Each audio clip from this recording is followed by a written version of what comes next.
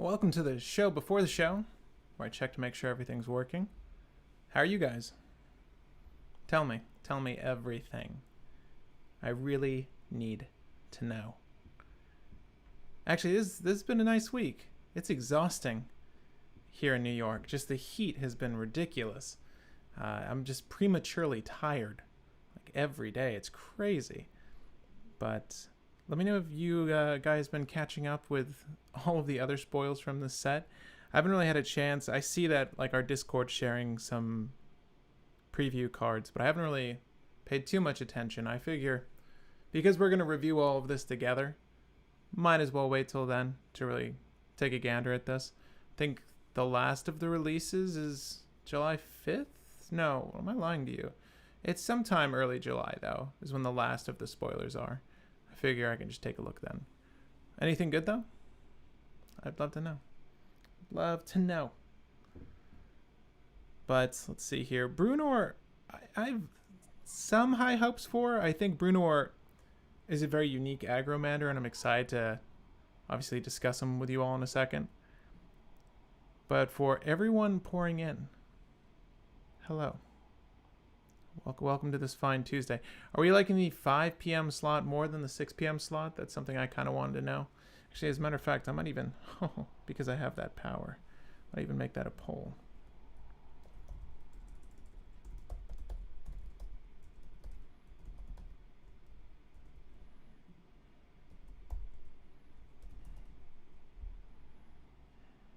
Which time do you prefer?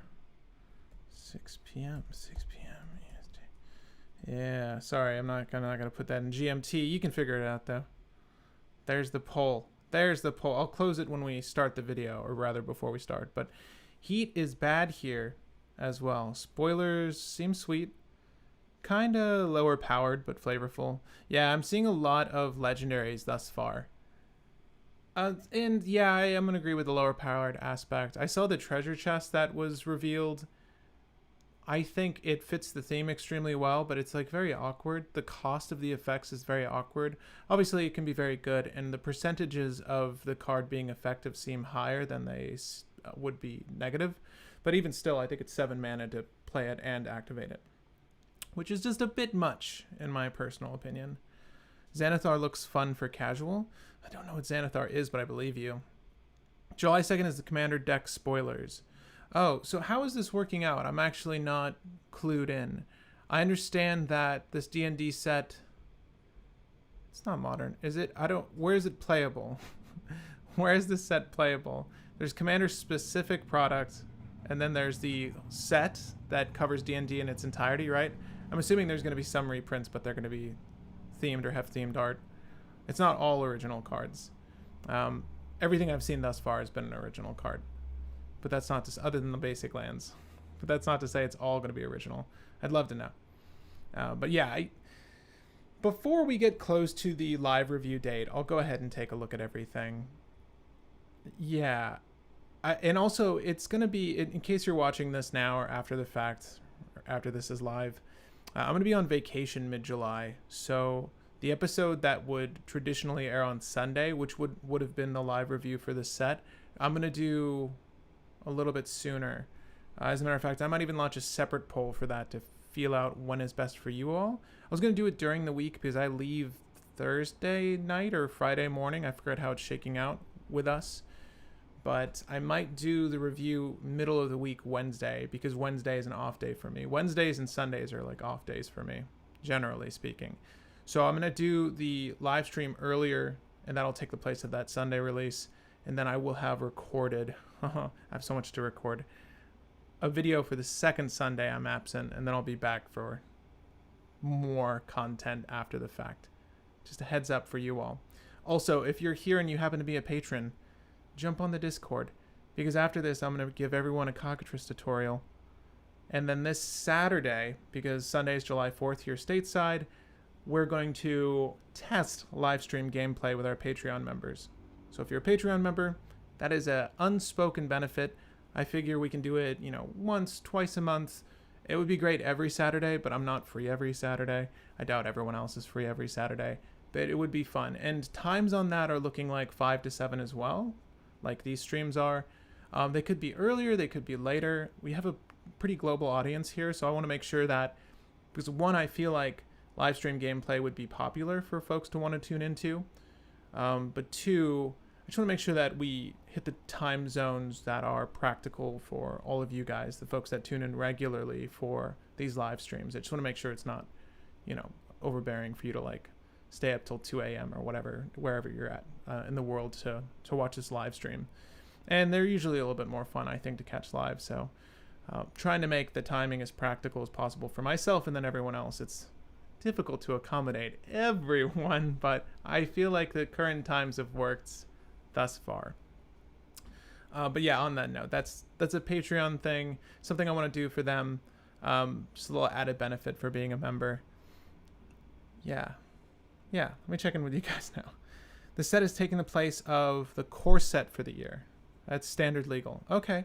Yeah, it's interesting. There's a lot of flavor words on cards that aren't keywords. It's really quirky, this set. They're kind of breaking a lot of like established thoughts and rules kind of when it comes to how cards are produced. Like what goes in the description box and what's acceptable.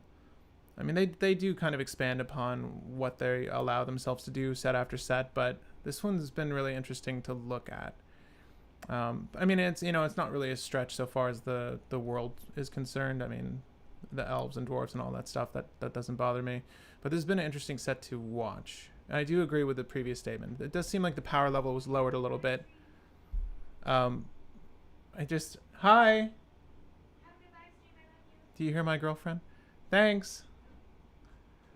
It's like she doesn't know, I guess. But no, she's there. What up, Pat? Not much. I think the lower power is intentional and a right call, considering it will attract new players from D&D. Potentially. I mean, when Magic the Gathering was formed, it was meant to be a pastime in between D&D games.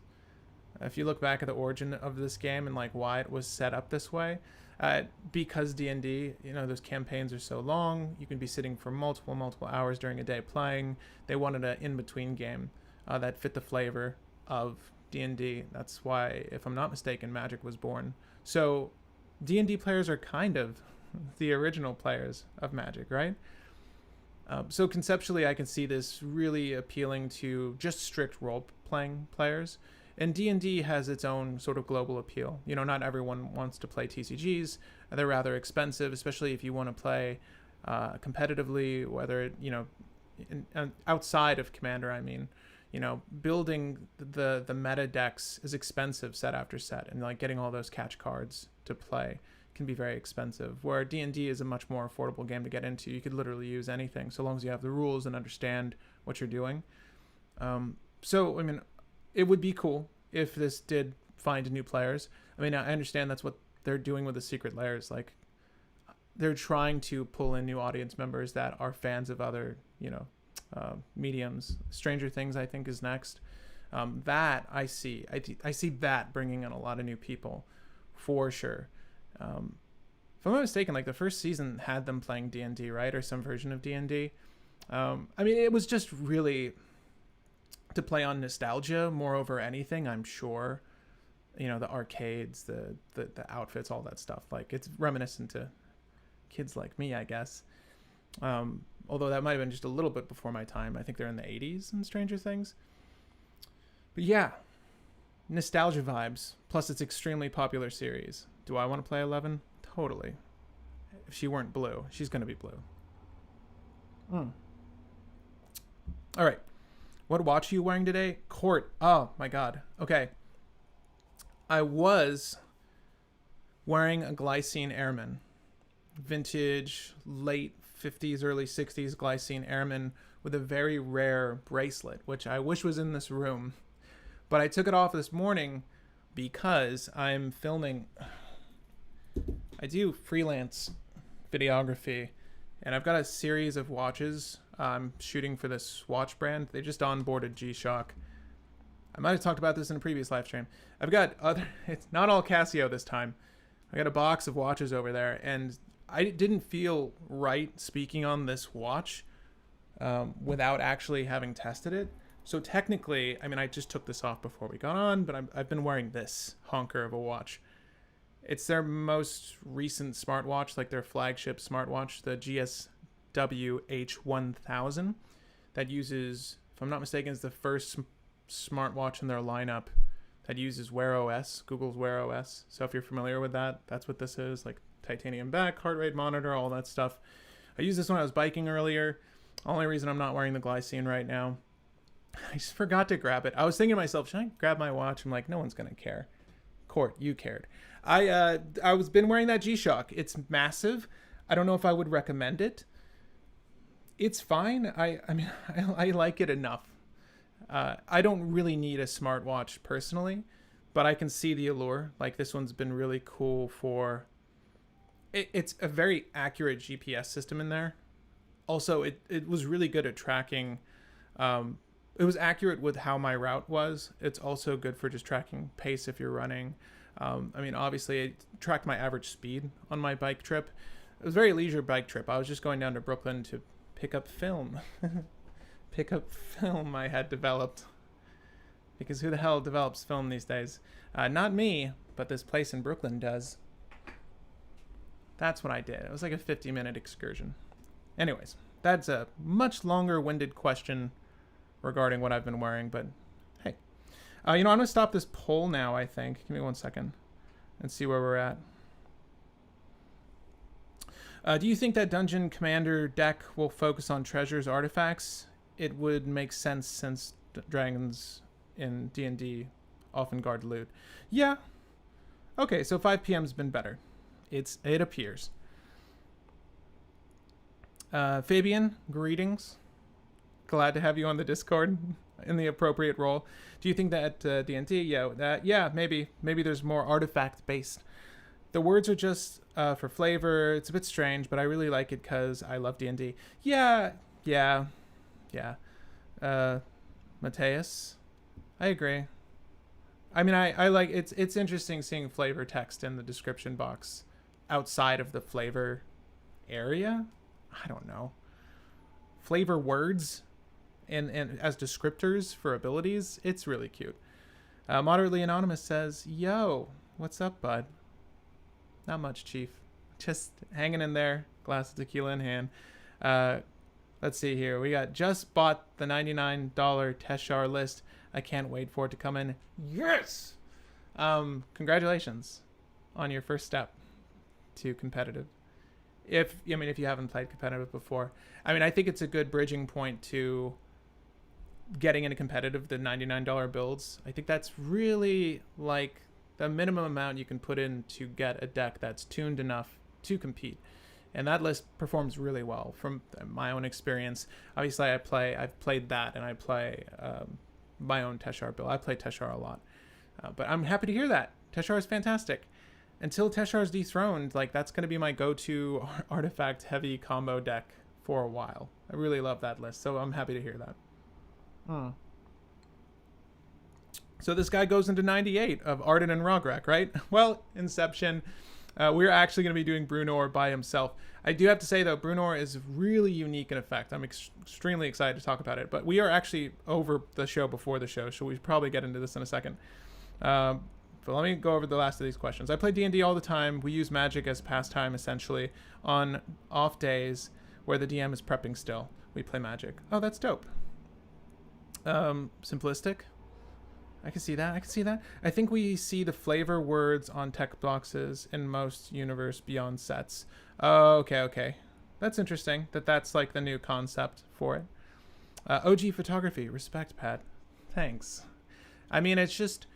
I feel like I should be working when I'm using my digital cameras, and it just feels weird to have them out. Also, I don't want to damage these, whereas like damaging some old ass like camera from the 50s feels okay, right? Like it's not the end of the world if I drop this. Like I'm not really using this for anything else. But oh my god, I really lucked out on this one. This was like new old stock. I've got the box, the original paperwork for this guy, completely mint condition. And thank God, like, the shutter is working accurate. There's weird things you have to track when you shoot film. If you ever want to get into film photography, ask me. I'll help you. But yeah, like, you need to make sure the shutter speeds are operating or like firing at their appropriate speeds. It's usually the slower shutter speeds that get messed up. Film loading's different per camera. Some are easier than others. It's not difficult in general though, but you can get hung up with if your film isn't catching correctly. And then obviously you need to track your exposures. It's not like shooting your phone or anything, you know. You maybe have 24 to 36 exposures in a typical roll of 35. But it's, you know, the resolution of the image once you get the scan, because I have a scanner, that's why I've just had these developed. The resolution can be better than a majority of modern sensors. So, you know, the trade-off being you can't preview what you're getting and you need to know what you're doing. So, you know, the ASA, or like what we call now ISO, you know, the grain of film, the brightness of that film, and then obviously your exposure settings, which would be the shutter speed and your aperture, which is attached to the lens. Anyways, very, very fun. Would replacing Claws of Gix for Krarks be the best? Yeah.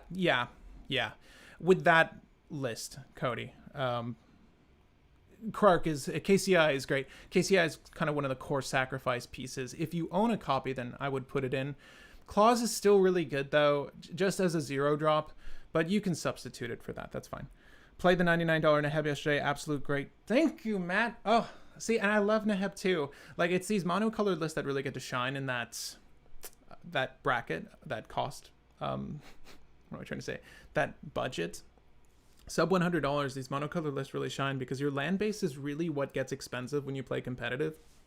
You know, just the dual lands alone with your fetches, multiple hundreds of dollars.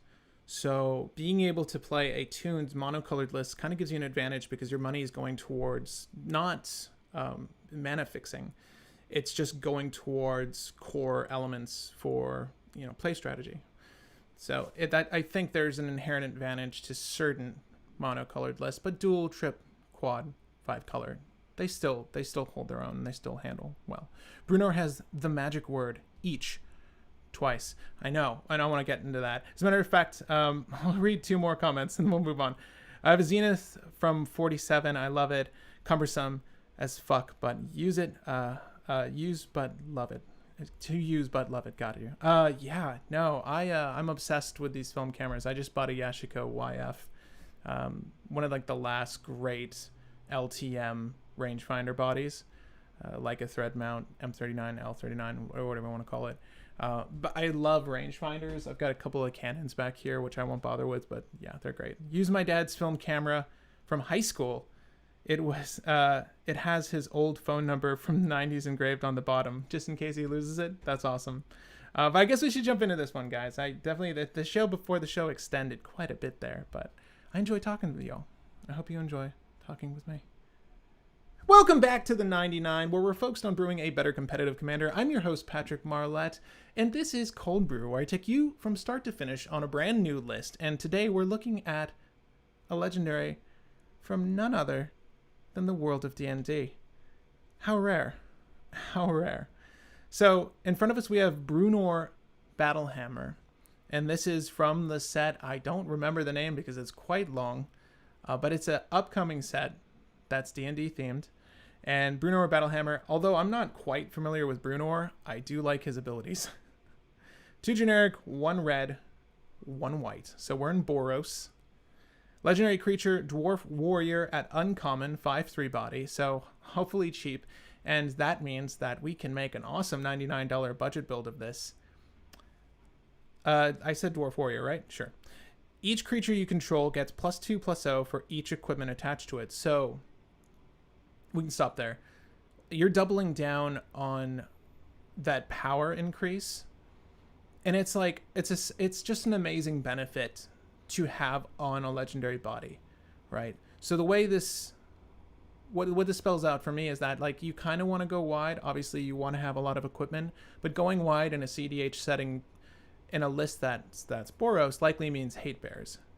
You can use creatures specific to aggro builds and or Voltron specific creatures, and that's okay. We're not going to cram too many of those in here, but I do think that they're going to highly benefit from this because if you think about it, like if you have a piece of equipment that gives +2/+2, then it's +4/+2, and that's insane. Giving Bruenor hot soup means that Bruenor is already doing 1/3 of someone's commander damage life total, right? Commander damage strictly being combat damage. That's amazing. That's really amazing. And obviously, this is going to stack. Does this mean we use like the Bloodforge Battle Axe? Does this mean we use things that can multiply themselves or make multiple copies of things? Maybe. But I think the main strategy here is to just go for value equipment, hate bears. Anyways, moving on. The real benefit to Bruenor and why I think Bruenor is viable as a commander is this last ability. You may pay 0 rather than pay the equip cost of the first equip ability you activate each turn. So if we use that one Leonin that makes it so that we can equip at instant speed, like activate the abilities of equipment at instant speed, then you can actually, use Bruenor every single turn, which is kind of cool. And I would never find a reason or excuse to use her up until now. Now, I didn't slot her in the list, and we're going to have to research different equip/attach strategies or sub-strategies, but she would be great here. But that effect is amazing, right? So you can cheat the cost of any piece of equipment. So if the cost is high, like something like Colossus Hammer is giving you so much damage on top of the fact that Bruenor is giving you extra damage. It's just excessive, and we like excess when it comes to Voltron. Now, I think the main things we need to consider here, unfortunately, are going to have to be trample, are going to have to be haste. Like, these are effects that we just don't have on board, and we need those to get the ball rolling. Particularly if our strategy is relying on a 4 CMC commander, it's not very expensive. I think it's going to fall neatly into our curve of playing out fast mana, maybe play Drannith Magistrate, maybe play either Storm Canonist, whatever. Lay down equipment to get Bruenor down, then rather get Bruenor down. Right, I think it's going to naturally fall in line for Bruenor at the CMC, but it is spelling out a mid-range list. Now, before we get into building this one, if you guys want to follow along, there should be a link now in the description for you to follow as we build this list, and you can obviously test it with me as we build the deck. But those are my initial thoughts on Bruenor. Is it as good as Balan? Is it good as playing Arden? Is it any good compared to Halvar, any of the other legendaries that kind of lean towards being a Voltron build? Akiri also comes to mind. Wylan, I forget his name. They're obviously inherently good because you're drawing cards. You do need to beat a few stipulations, but you will be drawing cards. Where Bruenor doesn't have that kind of card quality potential, and those are usually the commanders that shine. All right, it's sad to say, but just having that value, the card value, is important, particularly in a 4-person game. You need all the resources you can to compete, and having a full hand really helps. So along with the haste, the trample, the basic evasion cards, I think we're going to have to look into things that give us draw, ideally equipment, and there's a lot, fortunately. Usually it's break even, like you're looting or rummaging, but some of them, like Mask of Memory, give you a card up. So Bruenor. All right, let me check where you guys are. Hi. Leonin Shikari. Thank you, Carl. So Leonin Shikari is the one that I'm heavily considering. Like, that might be good. As the way this reads, you may pay 0 rather than on each turn, right? That means that we can do it off turn and get value from it. If we just need to rearrange how our equipment loadout is, that's actually quite good. So consider that. But I did put one thing in here. The Obsidian Battle Axe. So this is one that is somewhat meant for this list, in my opinion, because Obsidian Battle Axe at 3 CMC, it's expensive, but it's a tribal equipment for warriors. And what that means is whenever a warrior enters the battlefield, you may attach Obsidian Battle Axe to it. That means Bruenor has haste immediately and +2/+1/+2 right off the get-go. So that's quite good. And, maybe someone will remove this if they feel like their life total is threatened. It would be odd to see that. It's really best at being a haste enabler, but I can see people hating this out, and that's okay. I've played this before in Neheb, and it definitely got hated out because people get scared of value. Neheb, obviously, on the swing, getting to rummage through cards, that is some serious value, but Bruenor is just threatening damage. He's just threatening your life. That's not so bad. Now, normally I start with the land base and I end here, but there's really not too much to talk about. We have Shatter Skull Smashing. We always do. You know, I always recommend it, even if you're in a list that's utilizing ad nauseum. It's two damage if you hit it. And here, we're in Boros, it doesn't matter. It's just a good way to remove potential blockers, right? So give us a chance to get in. The only other important things to note are City of Traders, Ancient Tomb. We want both of these because we definitely want to get Bruenor out as quickly as possible, because we don't have Obsidian Battle Axe or Hall of the Bandit Lord to get Bruenor out with haste. Then pushing Bruenor out early, getting past the Summoning Sickness, is really our next best bet. So we're going to play for that. This land base is very similar, if not almost identical, to a different build we've done recently. Someone mentioned it earlier, but Arden and Rograk pretty much copied and pasted that, barring a few elements. Because Boros, like, this is somewhat of the optimum land base. Obviously, there's probably a few more utilities we could consider, and we can opt out some basics for those. But I do want to discuss one card that we can add in here for a combo, because while yes, you know, I'm really looking at this as a Voltron specific beat street build, as the name would suggest. Bruno beats baby, no children were harmed. We can still add combos to the deck, and Magda is probably our best friend in this regard, and she's very easy to get. Like, either a Recruiter of the Guard, our Imperial Recruiter, they're both going to find her. She's very easily obtainable. And also, we might even be able to use Pyre of Heroes here with some 1-drops to get Magda out. But all that's besides the point. This is a combo creature for the list, and I want to talk about her really quickly. If you didn't watch the Magda Cold Brew, shame on you. It's okay. Magda, however, is a combo piece with Clock of Omens, provided Magda also happens to be an artifact, and we have 2 ways to do that now. So to quickly run down the combo, whenever a dwarf you control becomes tapped, create a treasure token. Well, our boy happens to be a dwarf. That's good. We can use Liquid Metal Torque or Liquid Metal Coating to make him and or Magda an artifact, and with Clock of Omens be able to untap one of them. And I'll explain the combo in a second, but it's important to note you're generating a treasure, which is an artifact token. The treasure enters the battlefield untapped. So, of Omens, I think it's called Clock of Omens specifically. We found it. Tap 2 untapped artifacts you control, untap target artifact. Well, if Magda or Bruenor happens to be an artifact, we can untap them and continue the strategy of creating treasure tokens, right? So, let's see here. See if I'm gonna make sure I'm explaining this right. So whenever you control, it becomes create a treasure token. Okay. So we need to activate. Hold up. How did I do this before? I'm not even explaining it right, and I've illustrated on the channel before. Tap 2 untapped artifacts. Yeah, that's right. Okay. So you're going to tap Magda, tap a treasure.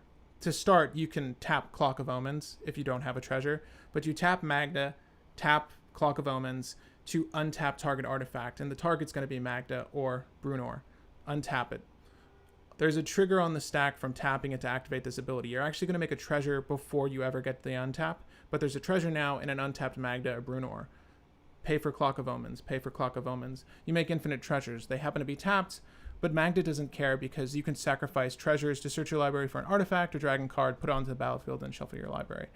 At which point we can have any combo line assembled that we want, right? And then play for that combo, and we can discuss what that is. But I do think that adding Magda, the synergy here is really good. She just happens to be a good ramp piece, another body to equip, so she'll be going in there for some damage. Obviously, other dwarves getting +1/+0, and a little negligible, but it's there for us. More importantly, though, is the combo line that we set up. Very skinny combo line. Like, it's not difficult to add Clock of Omens and Magda. So I'm going to add them now because I do think that they suit this list. And Clock of Omens is just a decent value piece. I know you don't really look at it that way, but for this list, if we are staxing people out, then it's a good thing, because the activating those abilities, like even if there's a rule of law effect, we can get around a lot of that by just using activated abilities, and this gives us that potential. The only thing that can really stop us is if someone's on a root maze or Orb of Dreams and our stuff comes into play tapped, then we're kind of screwed. But it's very rare. I play stacks and I run those things, but even against opposing stacks lists, I rarely see those. What else do I want? Just those two. And then we can talk about finishers with them in a second. And it could be a dragon, or it could be an artifact. Okay, let me see if you guys are still alive. Sword of Vengeance, crafted exoskeleton. Axeguard Armory for equipment, tutor and land base, maybe. Aggravated Assault, Sword of Feast and Famine could work. And with Magda, while expensive, Hellkite Charger. Yeah, you could use Hellkite Charger, and if you guys don't know, Hellkite Charger is the one that gives you infinite combat. Sheriff K says, so what you're saying is he's a bad commander. Did I say that? Did I say that? I think Bruenor is an excellent commander. Genuinely. I think the ability is great. Again, just because he doesn't have draw doesn't mean he's bad. I'm assuming that's what you're referencing. But Leonin Shikari is a maybe. I want to see creatures that say attach really quick. Or just abilities that say attach. You know, we're ultimately going to rely on a handful of ways to cheat on equipment. And there's a few things I can think of. There's a red spell, Magnetic Theft, that I want to add in the list immediately. But we're going to find all of the artifact equipment synergies. We're not really going to look over auras for this list because we're not too concerned about auras. But, you know, if there's a relevant aura, let me know and we'll add it. We just did Sithis, okay? Aren't we satisfied with Sithis? She can be our enchantment queen. We don't need anything else. Oh, that's right. You're right. Liquid metal coating. Liquid metal coating. This is the stuff that makes that combo I described possible. So liquid metal torque, which is excellent, and liquid metal coating. And they're relatively the same thing, except liquid metal coating allows you to hit lands, whereas liquid metal torque is non-land permanence. And there's no real relevance to us making one of our lands artifacts, at least not in this list. You know, maybe there could be a grinding station line of play, but to be perfectly honest with you, I imagine us manipulating things like Rest in Peace in this list because we can get by with that and not relying on Underworld Breach. Underworld Breach won't be a thing here. So, you know, having grinding station, Underworld Breach isn't really, weighing on my mind. This is not a combo deck. Outside of Magda, this is not a combo deck. So get that out, get that straight, okay? Get that out of your head. Never gonna do that. Magnetic Theft, though. Magnetic Theft. We're gonna add that. Just things to help us get the equipment ball rolling. And this is nice off turn too. It's almost like having Leonin Shikari and Bruenor. But let's see here. You may say, whenever you cast a creature spell. Now, what's interesting is I do think that this is going to be viable here. I think we're going to have like a pretty creature-centric list here. So, quest for, what was it, the Holy Relic? What was it called? Yeah. Quest of the Holy Relic. This could be good. And, you know, I might be wrong. We might take it out. But I do want to find all of the attached cheat things. And obviously, we can find, this is a tutor. But we can look at our tutors and whatnot in a second. I don't believe Sigarda's Aid is going to be too much of a boon here, so I'm good on it. Other core creatures you control that are attached, nope. Don't care about that. It is hot in here. I don't know why my AC thinks it's cool to just stop cooling me, but we need to turn that back on. Let's see here. Flicker form? No, don't need that. Enters the battlefield, you may attach, don't need that. My fan doesn't want to work. We might need to fix this. I'm going to die over here if we don't get this working. Wait. Yeah, that's right. Okay.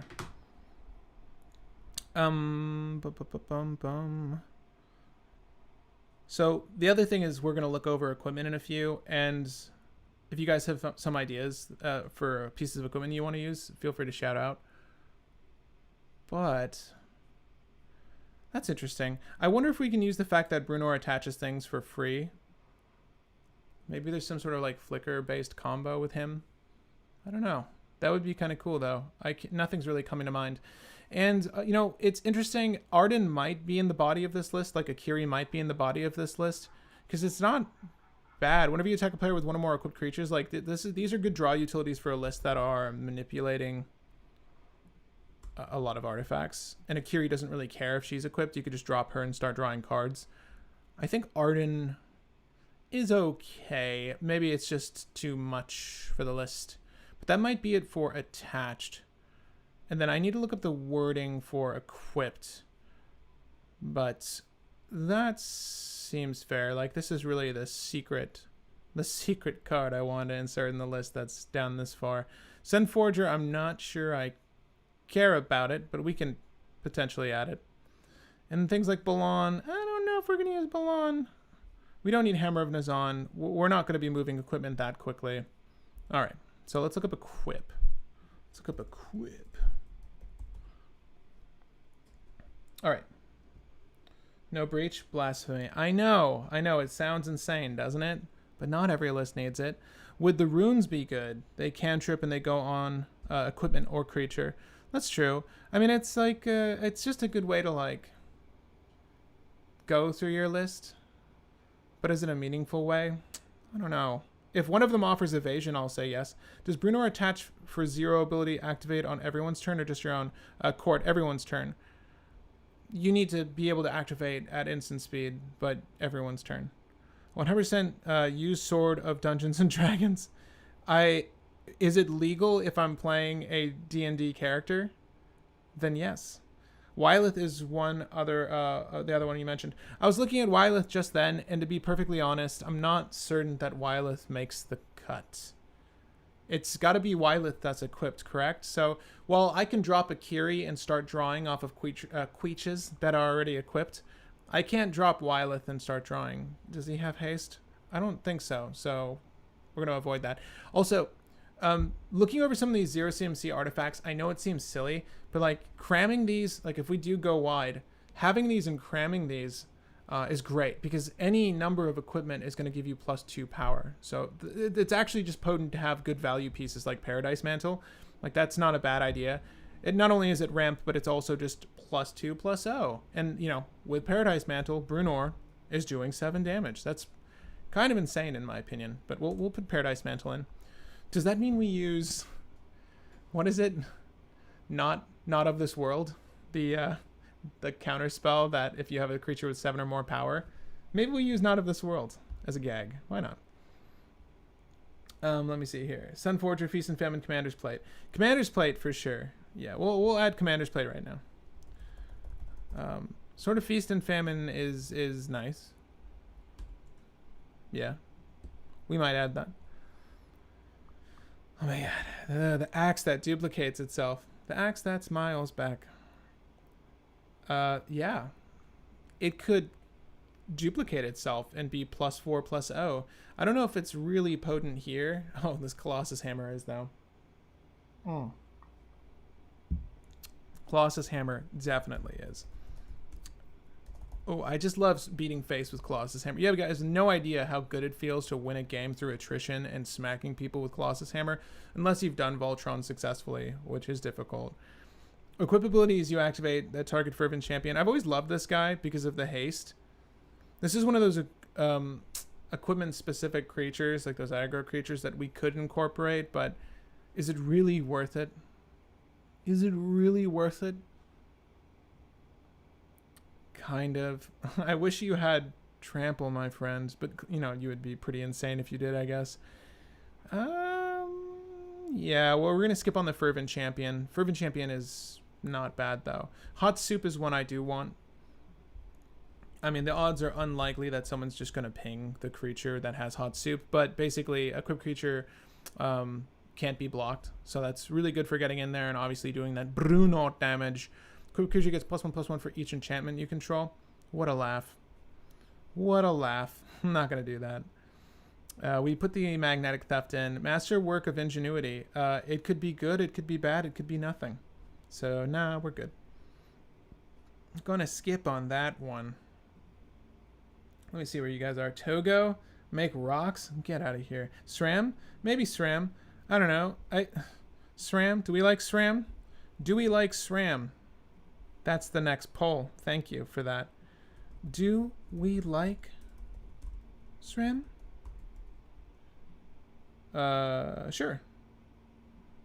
It already populates yes, no. Let's see if that's accurate though. And then I'll close that poll out at 5:30, I guess. I don't know. SRAM might be a decent addition though. Like, we're only really manipulating equipment, but we need to look at the number of equipment that's there, right? If SRAM's in the command zone, obviously we can plan for SRAM, but otherwise he's like loose value. He helps with the go wide strategy. Is SRAM a dwarf? Maybe we can get that dwarf synergy going. Yeah, because it's really just going to be equipment for us. I think SRAM might be playable. To be honest with you, I feel like SRAM is a trap. Like, you never really get as much value out of him as you want, unless he's in the command zone, and then SRAM, like, really finds his stride, but I've never really gotten much value elsewise. I was gonna put in Skull Clamp, but I don't know why. It's like I don't have a good strategy to, like, kill things. I'm not making tokens. I don't know about that. It feels weird saying that, but I don't know about that. Skeleton Key, draw some cards. Zephyr Boots, Skeleton Key. So we're gonna just add some of the card quality cards right now. That doesn't mean that we're gonna keep all of them, but I do just want to get them on board so that we know what we're working with. And then there was one more thing over here, Steel Shaper's Gift. Yeah, we're gonna add that. Shaper's Gift, and I might even add, just while I'm thinking about it, Stoneforge Mystic. Now, obviously, I don't want to talk about tutors right now, but those are two that we know we're going to want to use. For each other creature you control that shares a creature type with it. Oh my god, SRAM. Just buffing the army, baby. Buffing that army. Tormentor's Helm. I've never seen this. There's a reason why I've not seen this, or I don't even remember it. There's a survey. Let me partake in this survey. Okay. Hot damn, you people really like SRAM for some reason. I'm impressed. Let's see here. I never really got GT. Like, why is it good? Is it that good? It's good. Umizawa's Jeet, 1v1 Umizawa's Jeet is amazing. In a 4-person game, Jeet is not as good, but it's still not bad. I'm not personally interested in using Jeet, but you could. Equip costs you 1 less to activate. Okay. Not too interested in that, but it's a thing. It's a thing we can do. Now, remember, we cheat the equip cost, so Batterbone. Equip creature gets +1/+1, has lifelink and vigilance. Is that really worth it? So that translates to 3/1 vigilance lifelink. Vigilance lifelink's pretty dope. I mean, we have a superior blocker. The life gain is somewhat negligible, but it's not bad. Someone said Embercleave. I'm gonna agree with you because I really do like Embercleave. And again, depending on how many pieces of equipment we have, and we can do some test games where I just put SRAM in my hand and I can show you how SRAM's useless. But if you all want SRAM, I'll obviously add it. Equipped creature gets +1/+0 each opponent you have. Okay, whatever. Whenever equipped creature deals damage, deals that. Okay. Wow, that's a lot of damage. Where's the trample? Where's the trample? My god. Not good enough. Just not good enough. Let me see here. Shadow Spear. Paul Johnson. I know why. Permanents your opponent's control. See, we don't really care about that. Yeah, we'll put Shadow Spear in. Why not? Shadow Spear's not bad. In an equipment list, Shadow Spear's decent. Shadow Spear's usable. For each land you control? Okay, cool. For each land I control. Blackblade Reforge? I don't like the ones that just buff. Like, you gotta do more than that. You gotta give me some keywords. I'm sorry. Like, because we're using Bruenor, it doesn't matter what equipment we're using. It's gonna give us power, right? So we really want evasion. We want flying. We want trample. We want some form of walking. Those are the ones I'm really trying to eye right now, and I'm not seeing them. Oh, I guess we could play for like an Illusionist Bracer strategy, right? Because we can cheat the cost. It's a little bit easier to do. That's not so bad. Whenever a non-token creature you control dies, Cole's cute here. Obviously, we've done Cole on the channel, but I'm not certain that we want that. Now, this Double Striking Body, like, I remember when this came out, I actually quite liked this card. Double Strike is super potent, especially with our draw engines, like the ones that on damage draw X cards. Well, if you have Double Strike, you do it twice. Core Blade Master could be good just as a body, but Core Blade Master is a 1/1, superiorly squishy. Equipped Warriors, I mean, obviously, I'm only really considering this because Bruenor happens to be a warrior. That's the one I'm really interested in. Okay, I'm going to end this poll. And it looks like SRAM came out on top, so we're going to add SRAM. But I'm interested now. I'm interested. What do you think about Core Blade Master? Because I think it's going to overperform SRAM, I gotta say. But SRAM by 66%. So yeah, here we go. Core Blade Master. The double striker. Yes or no? Yes or no on that. I need to know. But yeah, SRAM's in there now. Sweet. Once I get your answer on this girl that offers double strike. Now, someone was mentioning, yeah, Trailblazer boots is a thing we can do. But let me see here. Kodara Compleot. Maybe. Let me see. Someone made a really good suggestion. Flail for double strike damage. Which flail? Inquisitor's Flail. It deals double that damage instead. If creature would deal combat damage to equipped creature. If another creature would deal combat damage. Oh, that's never going to happen. Inquisitor's Flail is not bad. I mean, that's considering that if you do get in there and like you're very quickly able to cheat this out, and your boy Bruenor, I was gonna call him Bruno Mars. If you're able to get him down, that's not so bad. Inquisitor's Flail is cute. Yeah. I think we'll test it, but obviously double the damage, double the fun. Am I right? And we can even put Cadiz these nuts in the deck. Love the boy. You know what? I've never used him, and if I was going to put him in any list, this would have to be the list. We're going to use Lightning Greaves as well. Right? Cool. Love it. Do that. Sweet. Whenever you play a spell, equipped creature gets +2/+2 until the end of turn. Leering Emblem. I've actually never read this card. That's really dope, but I don't think it's right for this list. This is the card we were talking about. This is good. I think Leonin Shikari here. And again, we got to see how she plays out, because she's not adding too much value. She's really just a combo piece for Bruenor. But I do want to test her to at least see if she's somewhat decent. Oh my god, there's the Trample I desired. It's not good enough. Mask of Memory, though. That's good. Okay. Gonna add Mask of Memory. Got all this sweet equipment. Then, we're gonna do all the obvious stuff after this, like tutors, yada, yada, yada. Looking into potential win cons. It could be a Hellkite Charger off of a Magda, or even just Hellkite Charger with a Sword of Feast and Famine. It seemed like folks wanted Sword of Feast and Famine earlier. So, yeah, we'll add it. I heard one person say Dungeons and Dragons. I wish we could. It's basically also a 3/1. Rayhav is a better Blade Master. Rayhav? Conqueror's Flail. Conqueror's Flail, maybe. That's where they can't cast spells. How about the Ramp Sword, Sword of the Animist, and Sword of Hearth and Home? Guys, I'm just realizing the background's blinking out in and out here. Let me know if that's becoming problematic for you. Let me see this. So it's always flickered before. See the background? Okay. It shouldn't flicker anymore. Sorry it's been doing that. Anyways. Silverskin Armor. I missed the start. Were you viewing this as Boros Halvar, or is there a significant strategy shift? Yeah, there's a definite strategy shift here. Okay. Just got here. Do we have Magnetic Theft? Yes, we do. We have Magnetic Theft. Don't worry.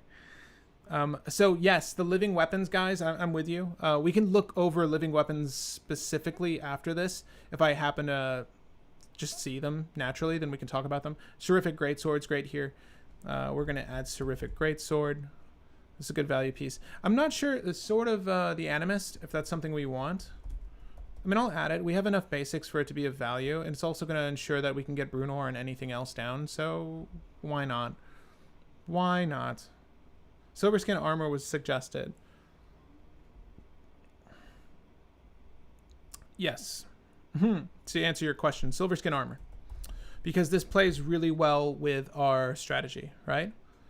I see an Argentum Armor in the chat. Yeah, Leonin Shikari Lightning Greaves. That's actually a really dope combo, Carl. I didn't even think about that. But you're absolutely right. That's really dope off turn. You just keep activating it, right? So it's really supreme protection. Barring in mind it has Shroud, so you do need to move it around to help with attaching things with Bruenor, but we're going to be fine for the most part. All right, regarding the Core Blade Master, I think that was her name. I believe it's 61% says yes for the Double Striker. So yeah, we're going to add her. Core Blade Master, let's go. Let's go. Okay. And again, I'm sorry about the blinking background there. It's a weird thing with Streamlabs OBS on Mac. It just doesn't hold a connection with the way these channels are set up. Don't ask me why. Don't ask me why.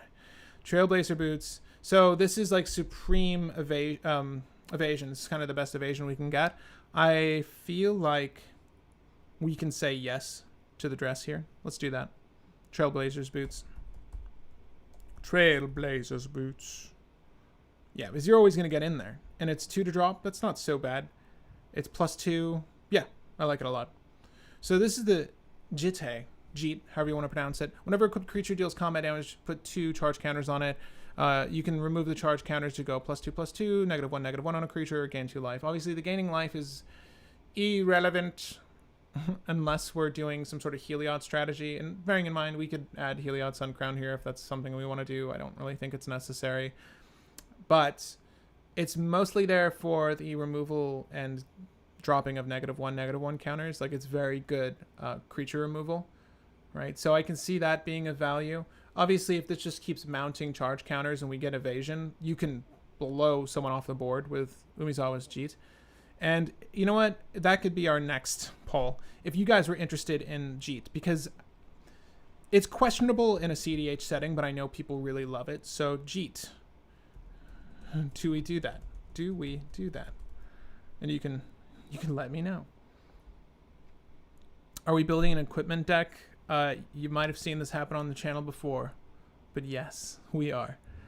We are. This is a Voltron build, but there's a Magda combo in the list. Obviously, the finisher for the Magda combo we need to add. But there's sort of Feast and Famine in here. I know someone had mentioned Aggravated Assaults. That is something we can do. I will put Aggravated Assaults on the sideboard because it's sort of a side objective to the list. We are just trying to go wide and smack the shit out of people because that's a very probable solution to ending opponents' lives. So yeah, we're going to be good. It's all in a day's work. Equipped creature gets haste. Whenever an ability of equipped creature is activated, if it isn't a mana ability. Yeah, this is the... Yeah, we're not going to use that. But let me see here. The Argentum Armor is something that we could do. We're approaching it, I believe, but I'll take a gander at it if we don't see it. These cost reducers are unnecessary. Dwarven Hammer. Oh, what? Enters the battlefield. Yeah, we need to look at this stuff, right? Because that dwarf comes in. That dwarf. It's 3 mana. 3 mana, you get a 2/1. +3, +0, trample, +2 from Bruenor. You need to pay 2. Damn, you just ruined it. You just ruined it, Kaldheim. You could have been good. You could have been playable, and you ruined it. Fire Shrieker's fine, I guess. You know, I usually don't run this card, but damn, it just feels stupid paying 3 mana for a double strike effect, but maybe we add that. The Vigilance Trample here, though, the Four Bear's Blade. Equipped creature dies, attach it to... Yeah, that's actually... I'll add the Four Bear's Blade, because double strike is good. Obviously, it's very good with our on-damage effects, but clearly, you know, the Trample is just super relevant year-round. Plus, it's +5, technically, right? And maybe I'm not evaluating this correctly, but I feel like Four Bear's Blade is better than Fire Shrieker. I mean, it's rare, right? It's rare opposed to a common. I mean, that just tells you already, right? You just know that's better. Okay, so moving on from there. +3/+3, opponents can't cast cards with the same name as cards exiled with Godsend. Sure. Sure. You do that. Okay. Kusari Gamma, anyone? Loxodon Hammer, anyone? Prevent all non-combat damage. Nah, it's okay. We're good. I'm only going to go through a handful more of these. We already have the Obsidian Battle Axe. This living weapon. Equipped creature gets +1/+1 for each artifact and enchantment you control. That living weapon. Now that, because we're going to have a couple of stacks pieces. I wish that this ability was like similar to Arden's, so that we could use Stony Silence and stuff like that, but we really can't. The Nettle Cyst is not bad, though. I mean, Nettle Cyst is a lot of damage. Again, it would be really great if it offered evasion or anything else. However, it is just putting in a creature that is extremely buff. And that could be threatening, right? we are trying to go wide and do a lot of damage. So being able to produce creatures that just do a shit ton of damage is a big deal. So I do want to look up living weapons in a second. There's another one for you. Maybe just a little too much in the cost, the mana value department. Now we can look at our swords while we're here. We already have Sword of Feast and Famine. I think that arguably just having the protection is good, right? And we're getting +4, +2 minimum for having it equipped. So Sword of Fire and Ice for value, obviously, is a big one for me. I want to add Sword of Fire and Ice. That's no... Oh, it happened. Not Dungeons and Dragons of Fire and Ice. Like, we definitely want that. But let me see here. Let me see here. What else do we want? Someone mentioned Hearth and Home. Now, protection from green and white is a little less relevant, in my opinion. At least in my meta, white and green are kind of the less often seen colors. I generally see black, red, blue. But deals combat damage to a player. Exile one of those players. One target creature you own, then up to one target creature you own, then search your library for a basic land, put both cards onto the battlefield under your control. So this is really cool with cards like Stoneforge Mystic, but I don't know how many great ETBers we have. You know, you can tell me if you want that. And I think we still have a poll going for the JIT. For the JIT. Damn, y'all just like equipment. JIT with 59%. Let me see here. Rayov is a better Blade Master. Yeah. Rayov. Okay, let me just search Rayov really quick. Let me just search Rayov really quick. Because I don't believe you. Oh my god. No, it's not. It doesn't want to do it. It doesn't want to do it. Okay, whenever a creature you control that's enchanted or equipped attacks against double strike. Oh, I see. And it's a dwarf. Maybe we take out the Blade Master then. Bearing in mind, you know, Rayov is a little bit more difficult to put down. Like a little bit. But not by that much. Attach target equipment you control to Kazul Troll. Don't need that. Of the swords, though, are there any other swords you want? Any other swords you want? Armed and armored? All of the Caldra equipment. Maybe. What about Blade of the Suns? What about Blade of the Suns? I don't know. You tell me. I don't know how I feel about that one. As long as it's red, it has trample. Tenza's Tenza? That's not bad. That's not bad. I mean, really, the go-to swords in my mind are usually Feast and Famine and Sword of Fire and Ice. And I'll probably stop there for now unless someone can make a case for the other ones. But Champion's Helm. Champion's Helm, just is it hexproof for some business like that? Maybe we can look at that. Maybe. Death Render +2/+2. Creature dies. Yeah, so good. Creature's dying. That's what I want. Double Strike. Even more expensive Double Strike. Anyone? Does anyone want that? Anyone? Anyone? Okay. Probably not. Helm of Host, though. Helm of the Host. To be honest with you, I think Helm of the Host and Godo could belong in this list. They're not difficult to squeeze in here. And to be perfectly honest, Helm of the Host is not bad with our boy, Bruenor. Like, I don't mind making copies that can immediately attack and start putting on damage. It's not bad. But obviously, you know, Godo being there would be really good because you win the game.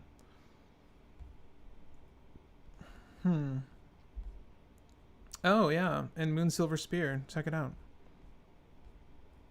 Okay, so I don't think we're getting there. I do want to look up living weapons really quick. We do have Embercleave in the list. If there's another, like, big piece of equipment, let me know. But I'm going to do Oracle. Living. Oracle. Weapon. Oh, sorry. We wanted to look at this guy. I mean, I guess we'll see it in a second. Whatever. Mortar Pod. Oh, combo creature extraordinaire. Maybe. But we're not going to use it. I'm just trying to see if these pieces of equipment offer anything special to the table. Equipped creature gets +X/+X, where X is the number of creature cards in all graveyards. Don't know about that one. Batterskull. You're 5 to drop. That's expensive. Now, Cauldra. Okay, so it's 7 to drop, mind you. Like, we have ways to cheat on the equip cost of 7, but it's 7 to drop. That's quite a bit. Unless we're using Stoneforge Mystic's ability, this is never going to be the piece of equipment I actually aim for. Equip creature gets +5/+5 first strike, trample, indestructible, haste. Whenever this creature deals combat damage to a creature, exile that creature. Like, it's not, it's good. It's good. Do we like Cauldra Compleat? Compleat? I think that's how you pronounce it. Cauldra Compleat? And you can tell me yes or no. Someone's saying Batterskull? Well, I mean... I mean, it's really good, like... It's really good elsewhere. Critical creature gets +4/+4 vigilance and lifelink. In a 1v1 game, the lifelink's super relevant, right? And then obviously being able to return it to your hand is good, but I don't know about that. Hit me up on this one, though. It's very expensive. It is very expensive. So let me just save this out. Let's look at what we got. Let's see what kind of monstrosity we made. Okay, so already Tapped Out loves the deck. They think it's super competitive. That's good. We're going the right direction, clearly. Yeah, we don't have much by way of evasion, but we certainly do have good utilities here. I could really do with a few more things that offer trample, like Shadow Spear. But I'm okay. We got the hot soup, you know? We get some hot soup. In Zephyr Boots, you get that flying, that sweet, sweet flying. I like that.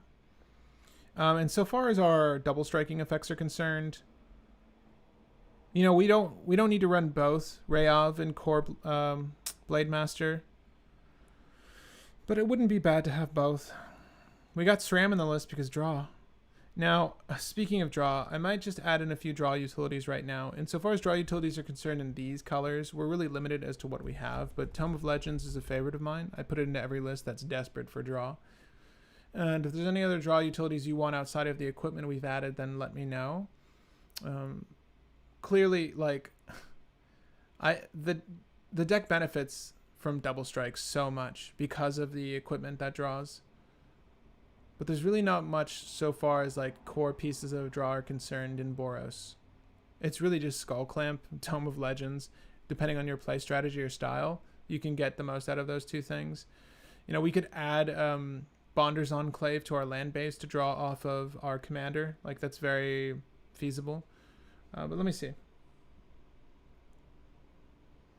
Y'all are just saying yes to everything.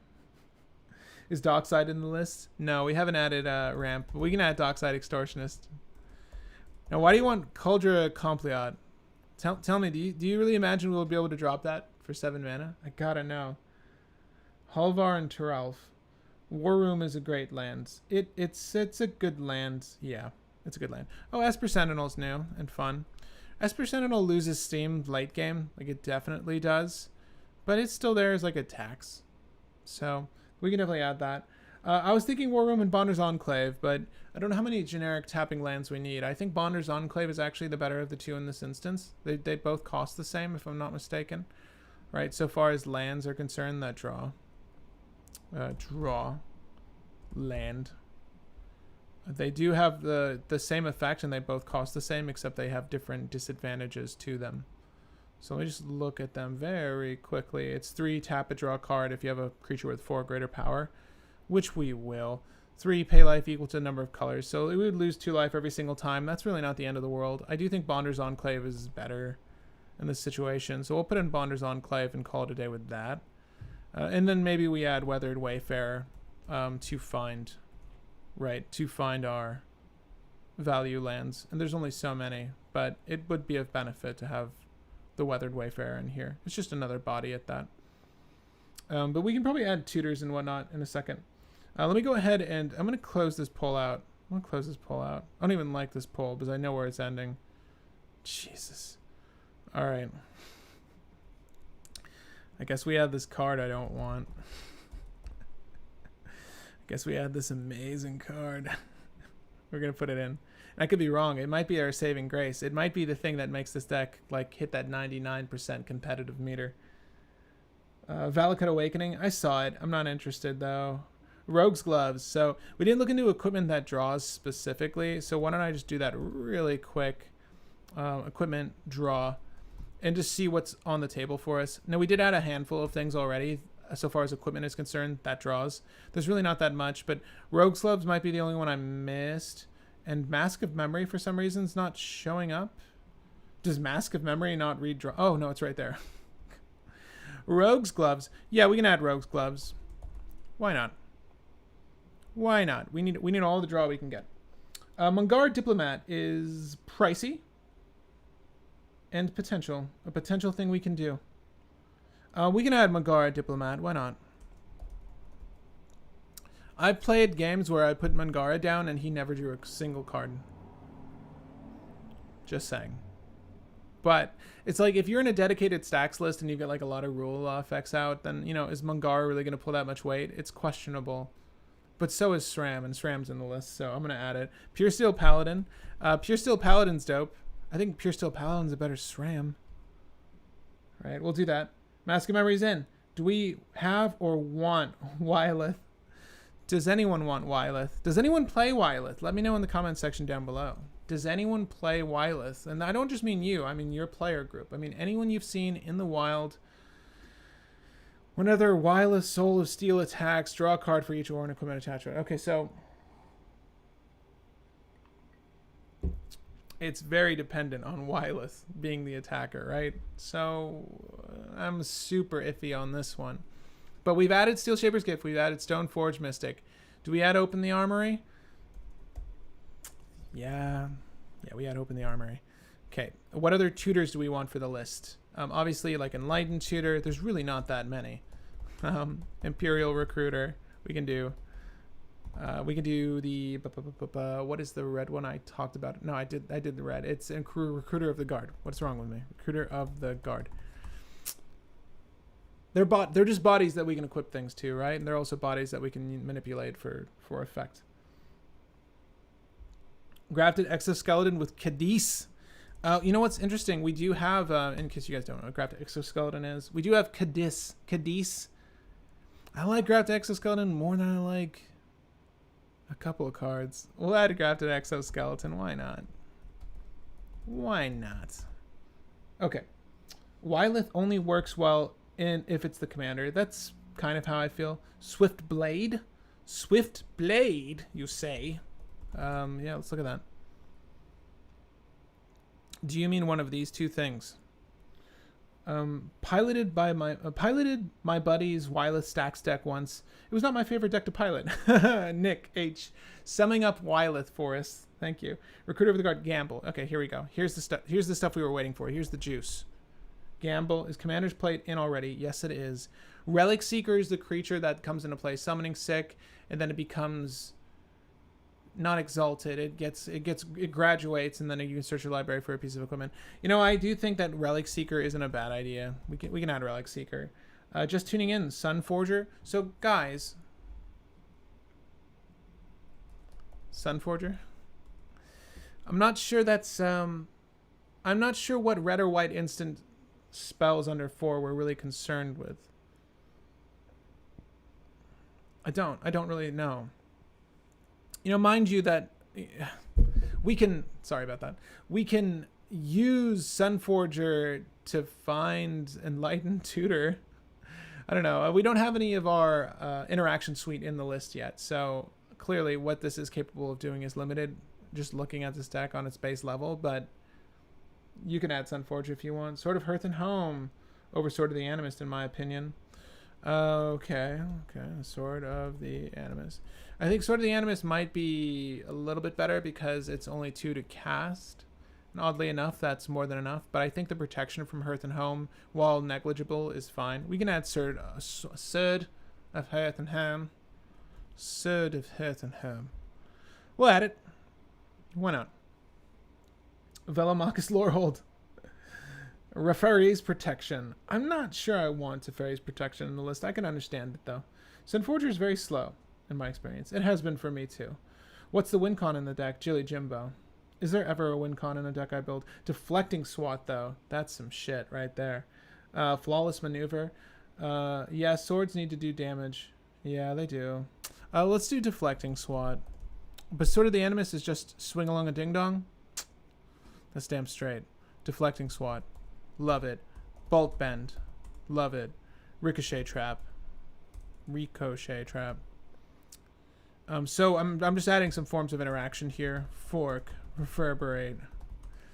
I'm adding interaction to couple with our tutor suite. Let me save and continue here. Hey Trent.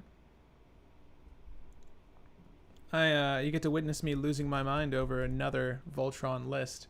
I hope this is enjoyable. Seeing me sweat over building Voltron once again. I actually really like building Voltron because I want it to be supremely viable, and I've yet to find the commander, like the right cocktail to make it work super well. And I honestly think Bruenor might have it because it's the only thing we really haven't seen. Like the buff might be legitimate.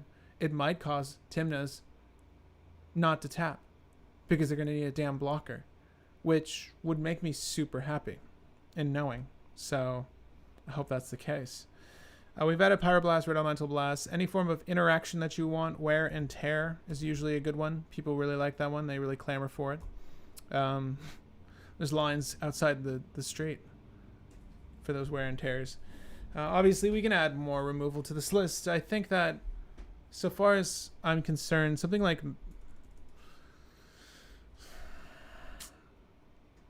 I think that so far as like artifact destruction is concerned, we don't need too much. But I do want to add Shattering Spree. And I do want to add Abrupt Decay. And that might be it for now. Silence Tybalt's Trickery. I do like Silence. Tybalt's Trickery I like too. I like it enough. Let me see here. Boros Charm. Boros Charm. Hold on, wait. I forget all the stages of Boros Charm, all the modes on Boros Charm. 4 damage to target player, planeswalker. Okay, legitimate. Permanents you control gain indestructible. Ooh, I like that. Target creature gains double strike. Oh shit, you might be right with Boros Charm. That's enough for me. You sold me. I'm sold. Damn it. Orum's Thunder. Orum's Thunder. What are these words? Wait. Bloodforge Battle Axe. It's not on the list yet, but I could be convinced. Chef's Kiss. Flute. Don't you dare. Don't you dare with your Chef's Kiss. Get those Chef's Kisses out of here. We should probably add fast mana though. Am I right?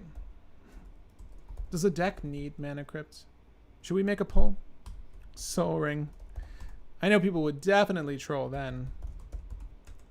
Chrome Mox. Mox Opal. Mox Diamond. Oh my gosh. I feel like I've seen these cards before somewhere. I don't know what deck it was. Mana Vaults can be good here, right? Because we are on the Clock of Omens. Like, that's the strategy we want. I don't think Grim Monolith is absolutely necessary. I do think the Arcane Signet is good. I think Felwar Stone is a very good. I do think that Mind Stone would be somewhat playable. Like, the draw is very good with the top deck tutor, but it's not absolutely necessary. Let's save and continue. Hellkite Charger. So, Jilly Jimbo was asking for the WinCon, and Hellkite Charger, in case you guys don't know, it's been suggested a handful of times today, and you know what? I can understand why. I can understand. But Hellkite Charger, when it attacks or when it does damage, one or the other, you can pay X amount. It's a lot of generic, a lot of red. There you go. Flying Haste. Whenever Hellkite Charger attacks, immediately, you may pay 5 generic double red. When you do, untap all attacking creatures, and after this phase, there's an additional combat phase. Now,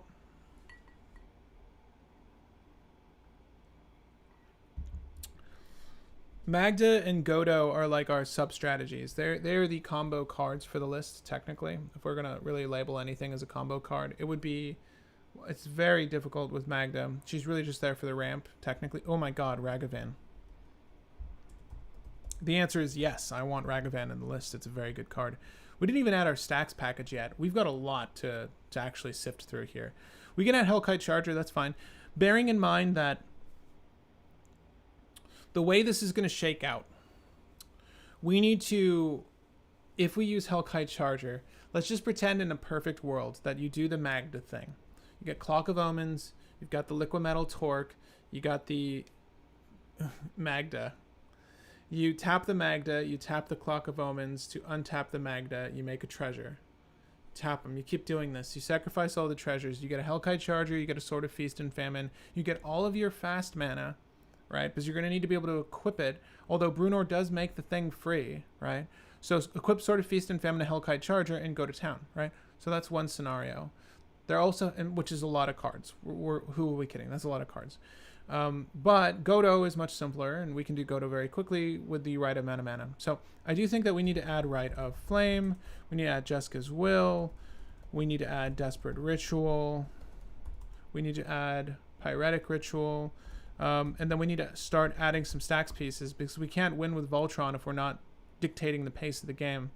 Am I correct, or am I correct? You can add a Seething Song if you want. I don't think Seething Song is necessary, and I'm really eyeing Jessica's Will almost exclusively. I'm like 51-49% for just the card quality looking at the top of my deck, if I'm being honest, because the ramp isn't absolutely necessary unless we're trying to drop Cauldra Compleot. Then we need all the mana we can get, and that's where a Seething Song might come in handy, right? But I still think we're good without the Seething Song. So we've got a little bit of fast mana in there. All the fast mana we can add. Some rituals. We want Deafening Silence.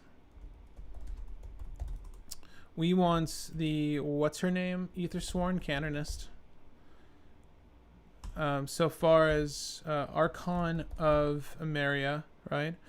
I'm just grabbing some stacks pieces, and ideally hate bears at that. So if you guys know of any sweet ass hate bears, let me know all the hate bears in the live chat right now. All the hate bears you want to see. I added 2 that I like, Aethersworn Canonist, Archon of Emeria, but I'm not the only person here. You have thoughts and opinions. Hit me. Hit me with those thoughts and opinions. Chris says, love that Boros charm.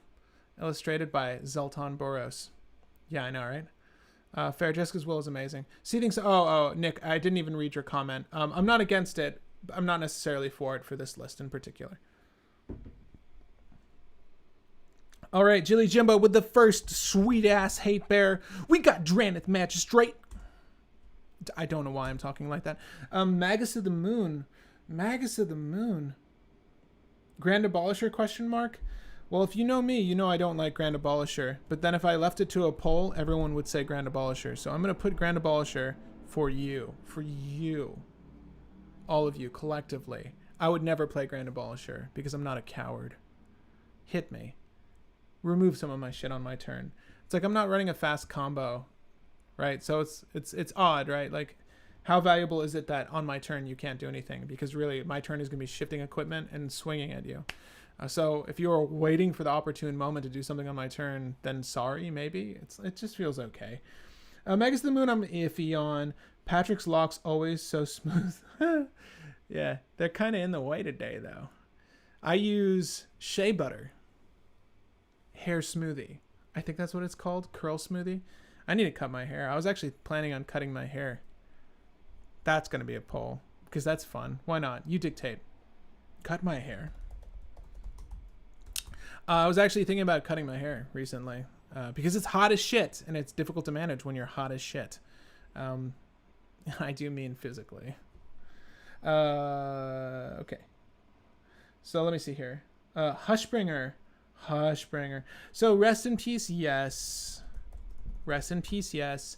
It's odd, like we Void Mirror, because we don't have any free spells we're manipulating, right? So Void Mirror is a great new one. Grafted, what is it? The Grafdigger's Cage.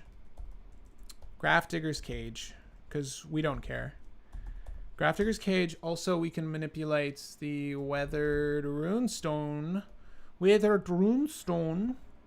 Fairly well, don't you know?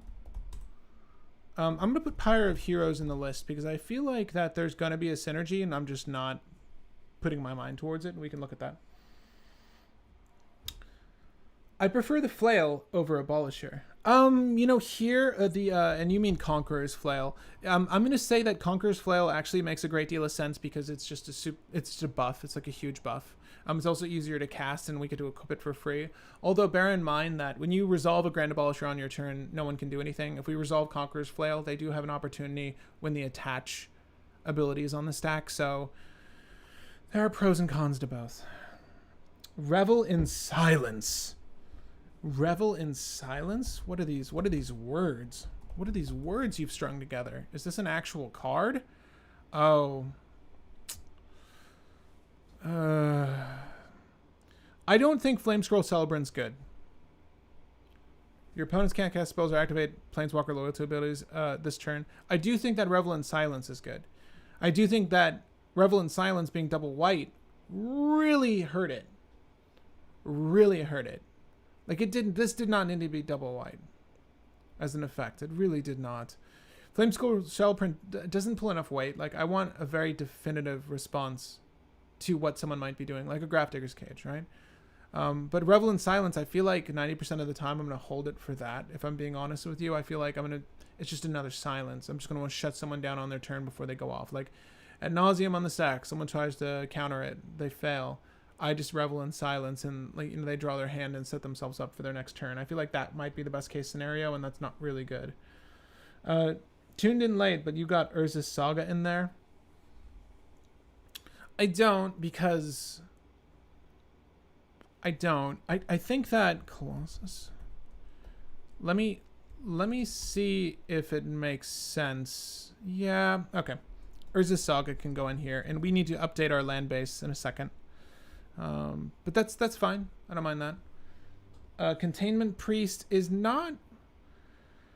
Weathered Runestone went in. Nick H. Even Mind Sensor coming in with the Tutor Lock. Even Mind Sensor. I can agree with that. I can get on board with that Even Mind Sensor. And again, I really am looking for hate bears, so keep throwing the hate bears out there. Leonin Arbiter is another sort of Even Mind Sensor, somewhat limited in its scope, but I think that we can do Leonin Arbiter. Prophetic Flame Speaker, yeah, we talked about that. Silence Tutor Guy. Silence Tutor Guy. You mean Ranger Captain of Eos? You mean Ranger Captain of Eos, don't you? Silence Tutor Guy. I'm not sold on. Seems D's for this deck. Silence Tutor Guy. Ooh, Aura of Silence. Like where your head's at. The taxes. We need a Thalia. Both Thalias. Little Thalia, big Thalia. Love them. Guardian of Throbbin. Let's do it. Urza's Saga too slow in my opinion. It is slow. It is slow. If we play our cards right, though, Urza's Saga will be able to trigger, do the thing, and then we can get Colossus Hammer out, right? Which is sort of one of the bigger spells in the deck. One of the ones we kind of want to prioritize. So in that sense, I do like Urza's Saga.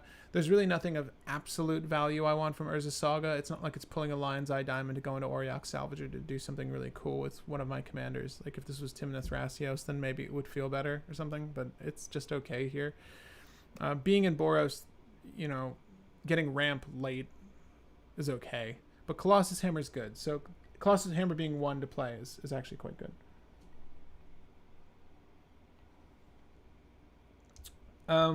It makes Karnstructs, yeah. Cursed Totem. Activated abilities of creatures. I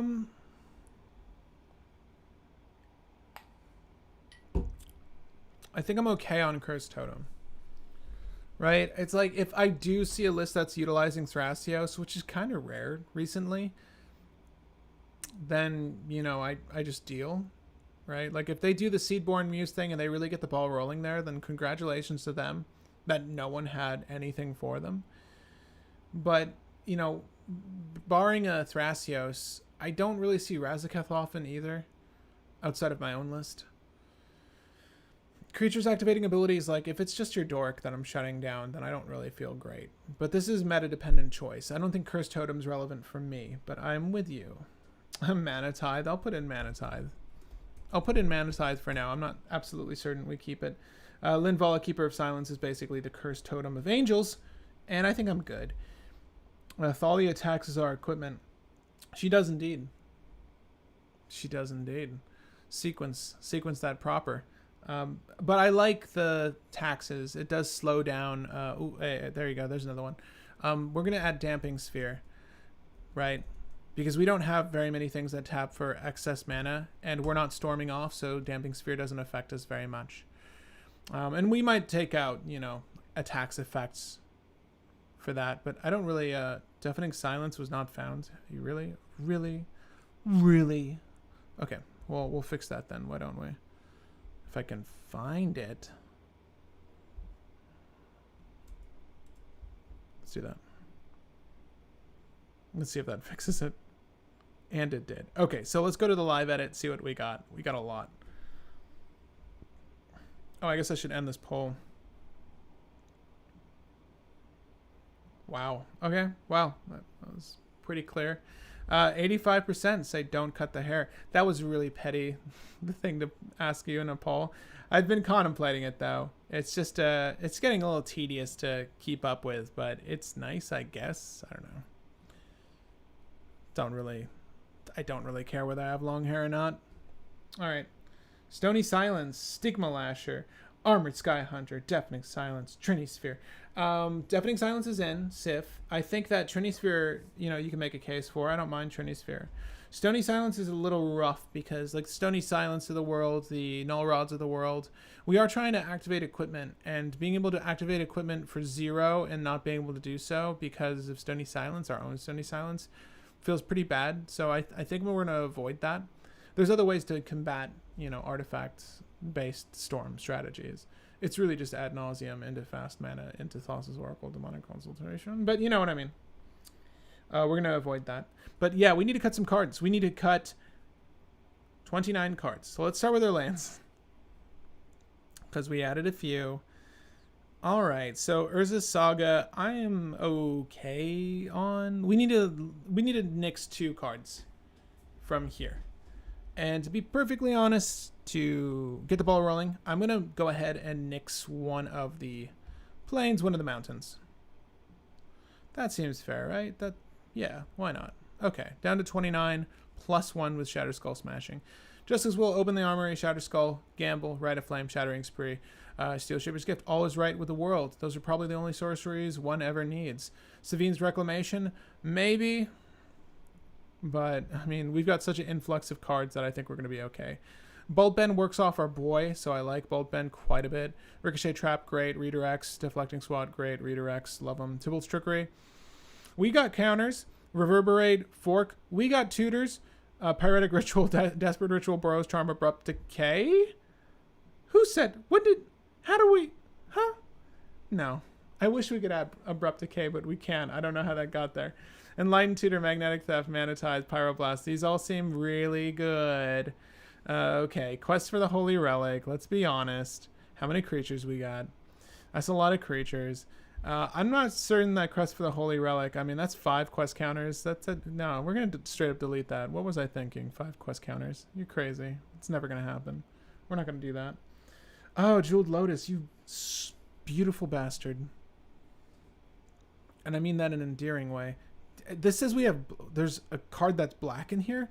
We need to fix that. All right, but let's do Jeweled Lotus. And oh my god. Lotus Petal. Look at us, just fucking up left and right. Monk's Amber, no.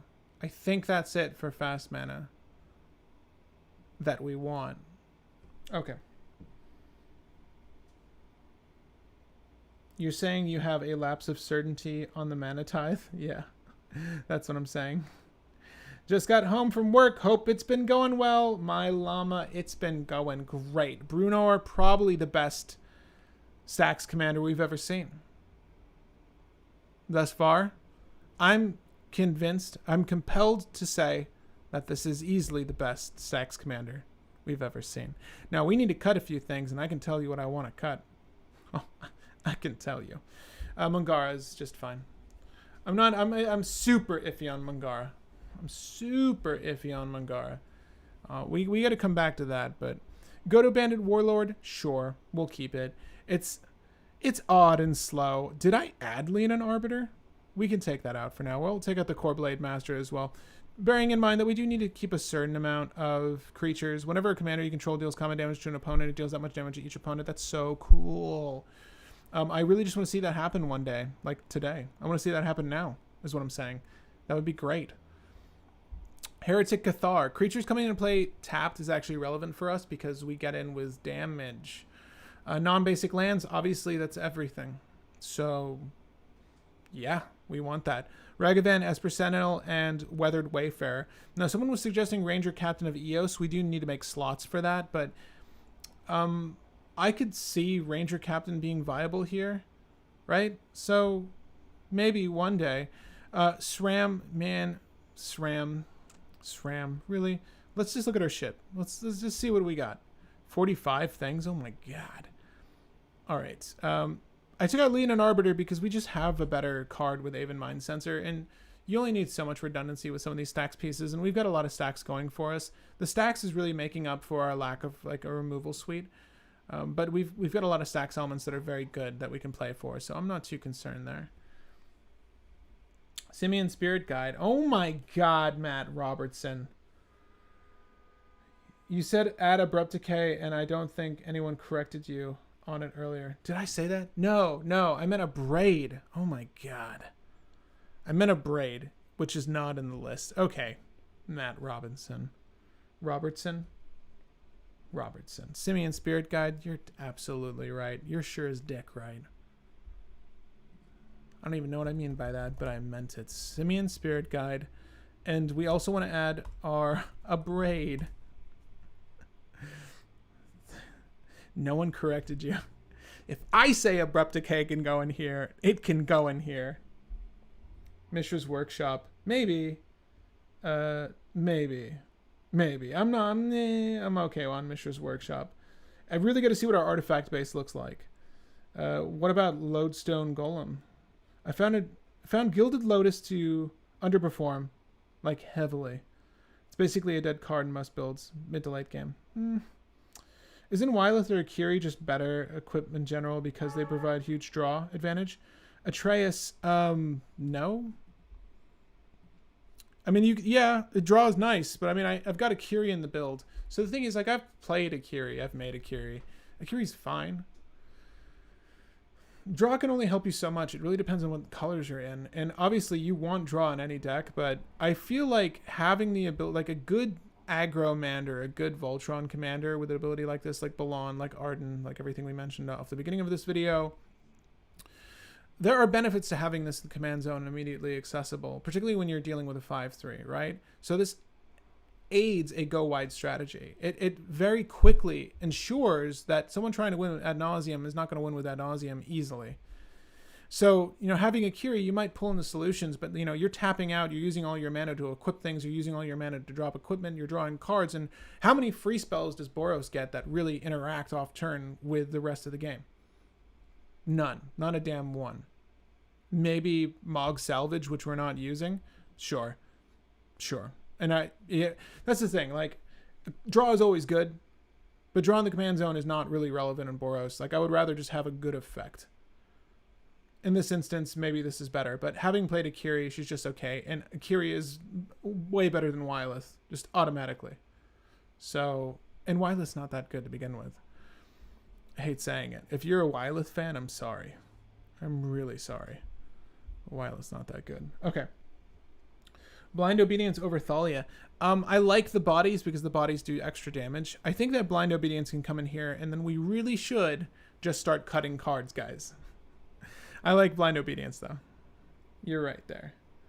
You are right. Mentor of the Meek. Diogo says, hello. You should add Mother of Ruins. You know what? You should speak up more. Because you're fucking brilliant.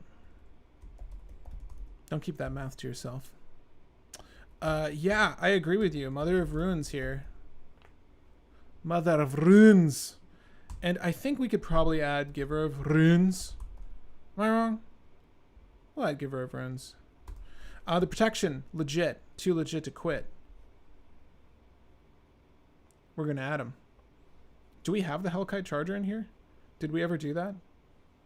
Let's just add the Hellkite. Oh my god. Let's just add the Hellkite Charger. Get this over with. Everyone wanted it. Everyone wanted to see it. So let's do it. That's our win con.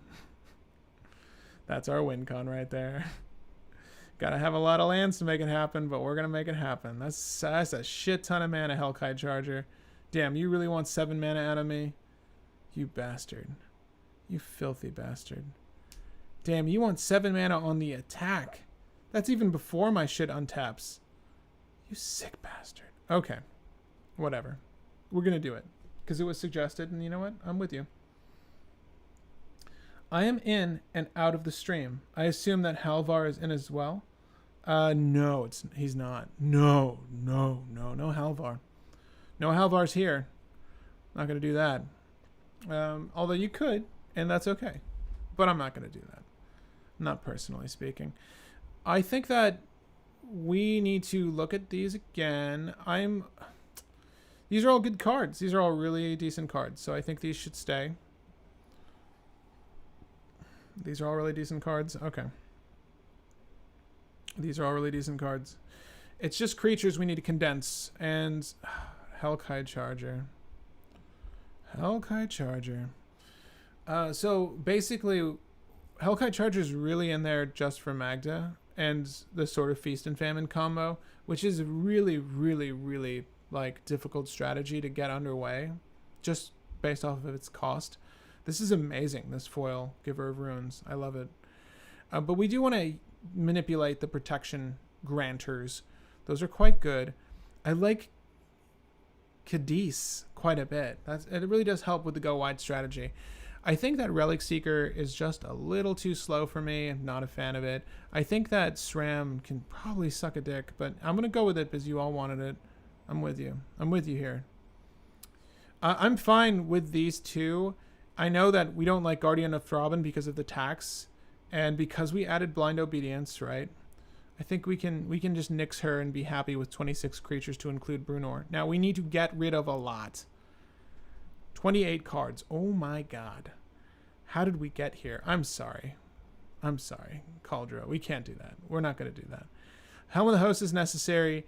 Grafted Exoskeleton. I wouldn't say it's necessary, but it's +4. We're very close to just winning the game with Grafted Exoskeleton, so I can understand that. I think that Magda with the Clock of Omens, with the Silver Skin, Liquid Metal Torque, all that stuff, it's very cute. I would even leave in Magda, but I'm not even sure that the Clock of Omens, like that whole side strategy, is necessary. We need to remove a shit ton of cards, like a lot of cards.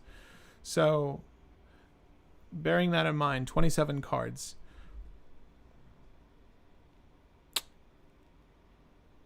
Nettlecyst can come out. I think Sword of Hearth and Home can come out. I like the protection, but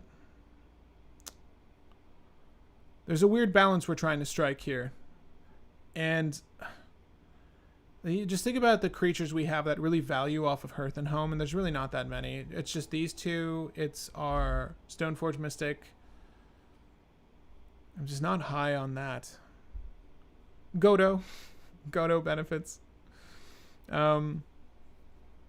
Okay. I think that we might need to take out the sub-strategy of Clock of Omens.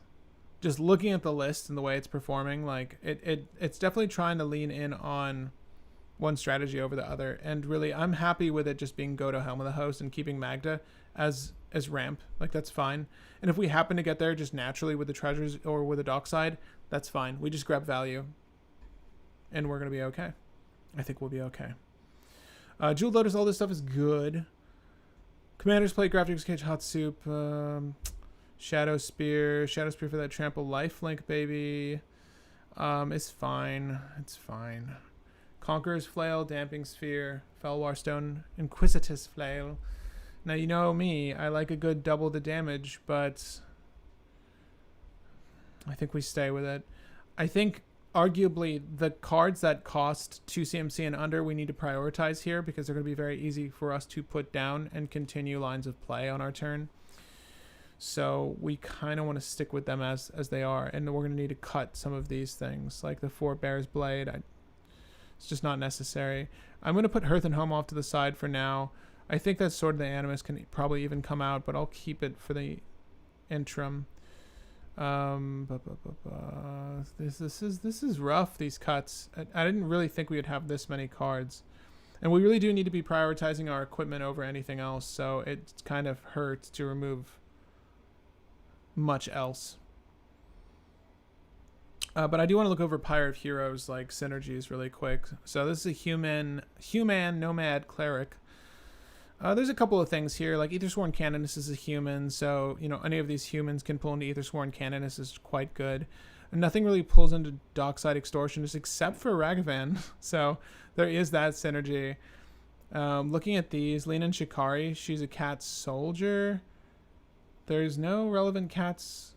There is one relevant soldier, right? Oh, and then Recruiter of the Guard, right? He's not a soldier. Okay. And is she a soldier? No, she's a warrior. Akiri's a warrior. Those aren't bad. Those aren't bad synergies. I don't know if Pyre of Heroes really has a home here, but I don't hate it still.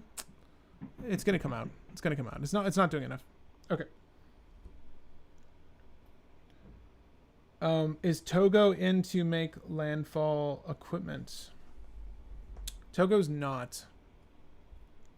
But you can add him to your list. Oh.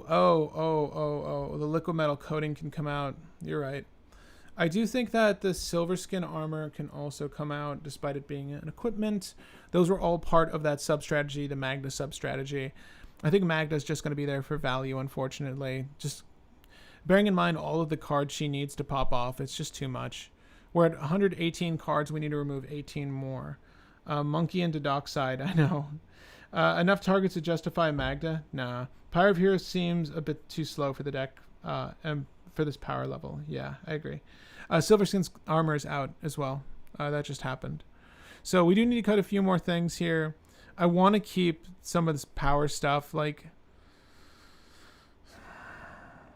this is a double-edged flail.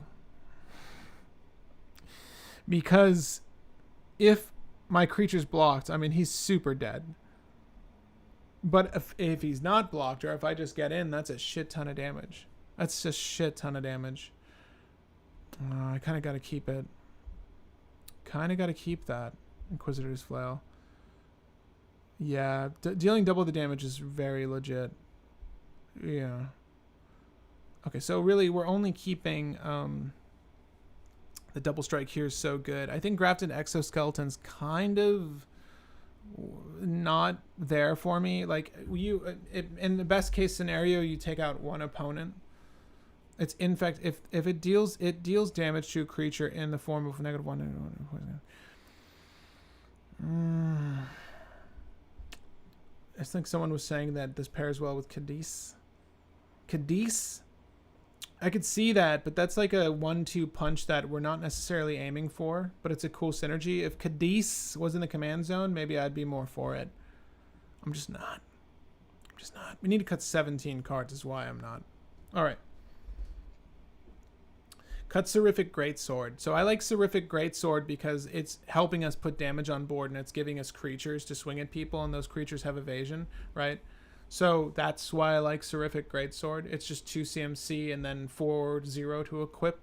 I quite like it, and I want to keep it because it also happens to be an equipment and synergy as well with the deck. But if we're going to cut anything else, maybe that's what comes out. Okay. I'll turn to you. Johnny says, hello, Patrick. Well, hello, Johnny. Whether Runestone or Void Mirror. Void Mirror is really good against all the free spells we don't have, coupled with anyone who's trying to storm off, right? After a fat Adnos. It's just not going to happen, right?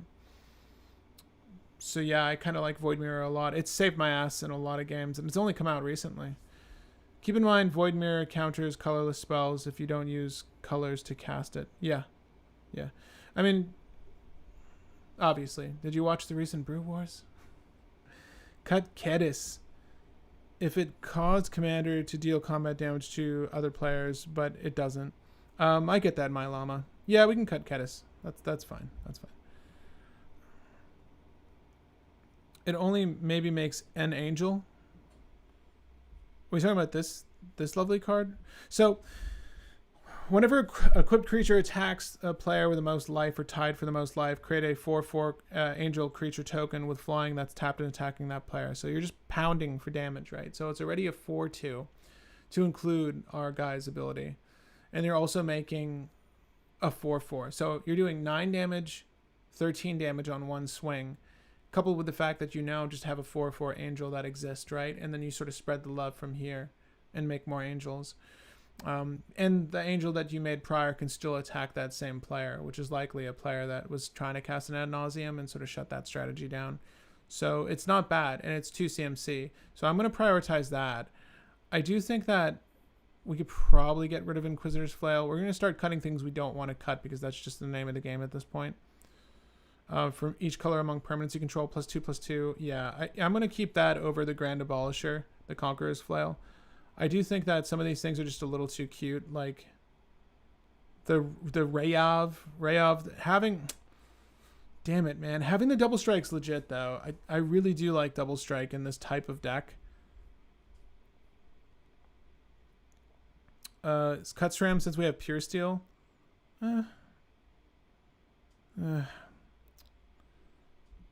Yeah, I mean, I feel like we're gonna have to make a lot of cuts we don't want, guys. But we've got an absurd sideboard of cards that we can just peel through later and add, right? But I do want to make these next 13. 3 of the same form. I hate too much.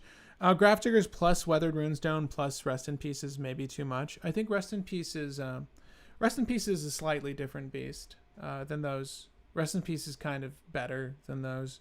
If your deck allows you to play Rest in Peace, play Rest in Peace. It's quite good. We're not on a... We can get rid of the Weathered Runestone. I think that'll be okay. But I do think that Grafdigger's Cage and the Rest in Peace might be essential. So we'll get rid of the Weathered Runestone. Sword of the Animist. I can see us removing this. It's ramp, but it's probably not necessary when we get to the ramp. I could see that. Okay, so we need to cut a few more things here. So we're down to 32 pieces of artifacts. We need to cut 11 cards. And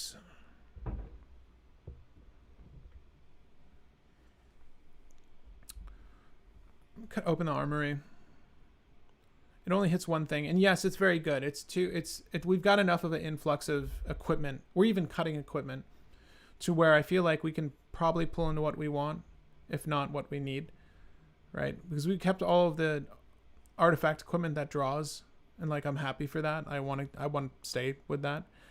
I do think that we need to remove a handful more things, and I hate for it to be Mana Tithe, but Mana Tithe is one of the weaker instants we have. I know it counters things, but the paying 1 is really not difficult to do. Bolt Bend is really good only if our commander's down, mind you. But changing the target of target spell or ability with a single target. Yeah, we can sideline this. I would rather it be in the list, but we can sideline it for now. I think Tybalt's Trickery is just a little weak, but it is a better counter than what we had previously in the list. So, and even Aggravated Assault's just sitting off here as like a potential win con, but there's no room for it. It's odd how much space this is all taking. Simian Spirit Guide is really most benefited by a list that is looking to do things quickly. Simian Spirit Guide helps us get a good start though, so I still think that Simian's fine, but it might be a little too much. I think that Recruiter of the Guard might be better than Imperial Recruiter here, just based off of our creature stats, like Archon of... No. Well, between Thalia and Archon of Emeria, let me see here. It's really... This might be the defining factor. 3/3. I don't think we need both Recruiter of the Guard and Imperial Recruiter, I suppose is what I'm driving at. Leon and Shikari is just kind of a cute sub-strategy. And I like it with Bruenor, but I'm not sure Leon and Shikari makes the cut. And if I were to cut one of these, I think between Archon of Emeria and Thalia Heretic Cathar, the one thing I would prefer to search up would be the Archon. So we're going to keep the Imperial Recruiter here. So we'll put this off to the side. And, you know, some people would argue that you want both, but... And I would agree, but it's difficult with as much as we have in this list. We can probably get rid of Giver of Runes for now. We are narrowing our creatures down quite a bit. We need to get rid of 5 more cards. And those 5 cards really do need to come from our artifact base. Okay. Maybe cut Mana Tithe. Yeah. How easy are we hitting double red? Oh. Are you talking about what? As a reason to remove one of these? I mean, you could just say that Pyretic Ritual can be removed. In earnest, though, I would rather remove the Spirit Guide before I remove these rituals, because dropping these, you know, the 3 CMC and up things is kind of important, and obviously, I guess we don't have that Hellkite Charger anymore, but getting Godo down is also obviously very important. So, like, if we have Bruenor down and we're able to cheat out, if we're able to cheat out Godo with one of our rituals, then really it's just a matter of Bruenor equipping Helm of the Host to Godo to win the game, right? So having the rituals means we can get there just that much quicker. I kind of like them for that. I do think that getting the red for this, though, is very good. Fork and Reverberate, I kind of consider them essentials in non-black lists because you can copy any effects, obviously, but grabbing tutors is also really essential. So you can kind of look at them as double red tutors. That's usually how I manipulate them. You can make a case for removing one over the other, but I would rather keep both of them because they're both very good, despite the play style of this list. I'm going to try to do this by not removing any more equipment, so which is probably going to prove extremely difficult. I think that the Tome of Legends is still very good. Why is this the most difficult cut I've ever had to make? Mana Vault's just not necessary here. It's not. Okay, it's not. Shadow Spear's fine. My lord. Let me tune in with you guys again. Is this a mid-range list? Just rewind the video, and then you'll find out. Cut Magnetic Theft. I think that Magnetic Theft doesn't necessarily have a spot here. It's kind of trying to do the same thing that Bruenor is trying to do, but obviously not with Godo in the command zone. So we can make an argument for that makes sense. Obviously, we cut Leon and Shikari, so maybe, you know, Shikari, excuse me. Liquid Metal Torque's gone already. Those things are gone. Rogue's Gloves are... I would rather we keep the Zephyr Boots over the Rogue's Gloves, if I'm being honest. Having the effect be a loot effect doesn't really harm me, but having the flying is better. So if we're going to cut one of the two, I would rather get rid of Rogue's Gloves. And now we need to cut 2 more cards. I do like flying, though, on the Zephyr Boots. I really do like that. It's one of the reasons I'm keeping the Skeletal Key as well. Like, the Skulk is very good as well. Although, creatures with greater power is going to be not that many. Honestly, creatures with greater power is not that many at all. It can't be blocked by creatures with greater power. I can't take out too many of these card quality effects. I almost want Rogue's Gloves over the Skeleton Key at this point.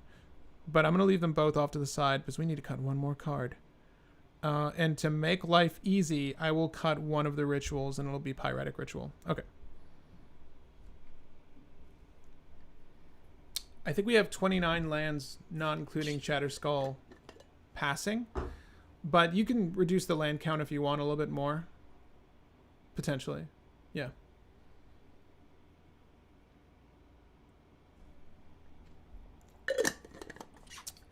Is this a keepable hand? No. I do want to try this list out, see where it's at, and then obviously revise it as we go along. Is this a keepable hand? I mean, we do have a turn 1 Aethersworn Canonist, but outside of that, not much else. God, we're really not hitting our lands. Maybe we do need more lands. But that, I mean, obviously this would want to play out Esper Sentinel if it was a keep, but it's not. We can take out a land and add Leon and Shikari. Let's just keep this. Get the ball rolling on Bruenor. Bruenor. Cool. Cool. We lost some life. We played Bruenor. I feel good about myself. That's probably the only thing I'm going to do with this. That was not a keepable hand. It's just, we've just seen how many unkeepable hands that I just want to get the ball rolling on something. Obviously, laying down a Gravedigger's Cage, doing 5 damage, whatever. Okay, cool. I need a land. Cool. Got a land. Here's where the rituals come in handy. Let's do this. We'll play the Desperate Ritual. Okay. Now, bearing in mind that we have a Steel Shaper's Gift and another open land, so we could just go Colossus Hammer, but I'm going to just play for what we have in our hand right now. It's not necessarily right, not necessarily wrong. It's just what I want to do. Okay. Getting Magda down would be really sweet, but I don't see it necessarily being in the cards for us with how this hand is shaking out. Arguably, the better thing would just be Steel Shaper's Gift, sadly.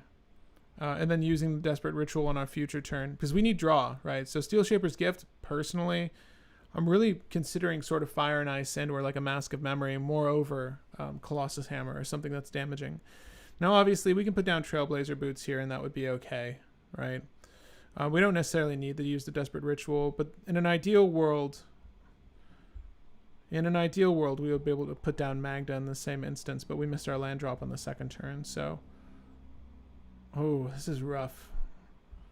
God, I think we just keep... If we're being honest, you probably just Steel Shaper's Gift, get some draw utility, and then hold the Pyroblast for later, right? And let's just pretend that that was the scenario that came up. We'll Pyroblast the thing. Cool.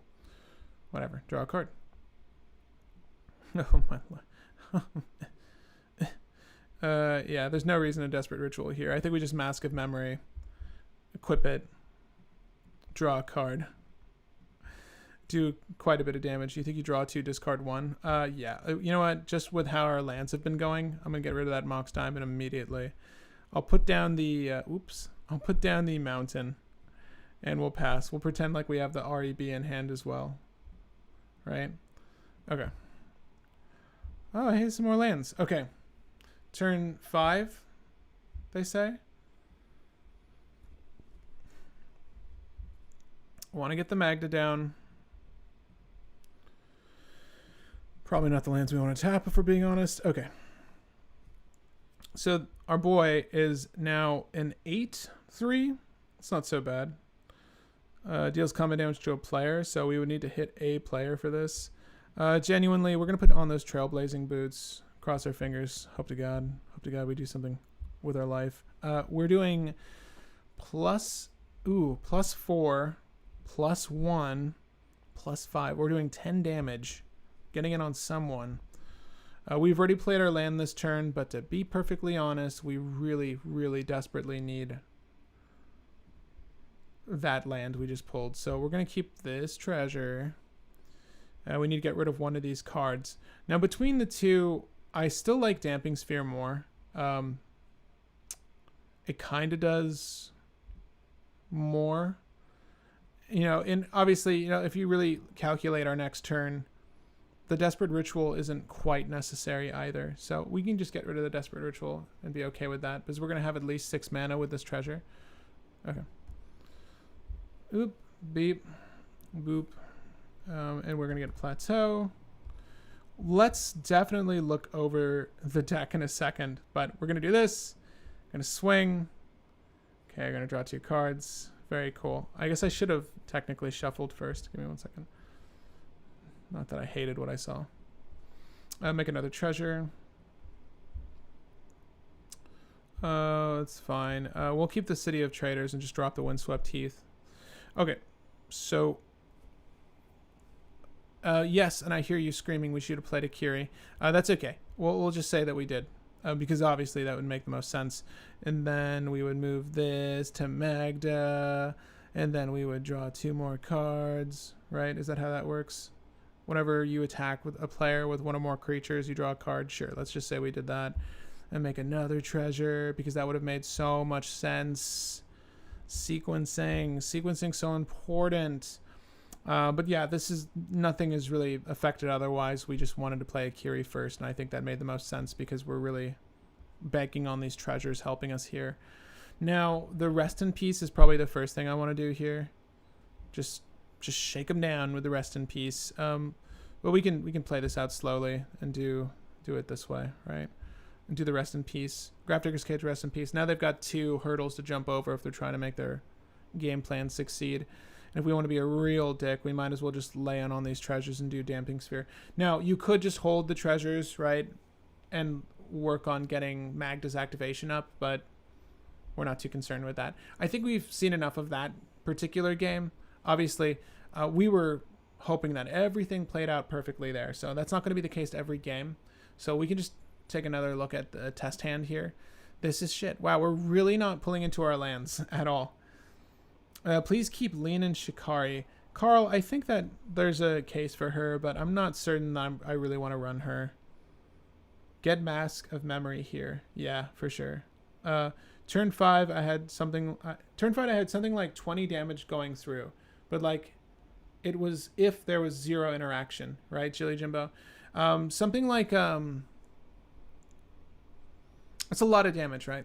But something like the Veilstone Amulet might be important, but there's not even enough... Like, we need protection is what I'm saying, but... We need protection, but we're not really casting things to get this trigger. Other than, like, pieces of equipment on our turn, right? But whenever you cast a spell, creatures you control can't be the targets of spells or abilities your opponents control, right? It adds to our artifact count. It gets the Mox Opal there, whatever. It gets Pure Steel Paladin there. But we're not really casting that many spells a turn. I'm going to keep this because we have the lands we need. We have Godo in hand, and maybe our dreams come true.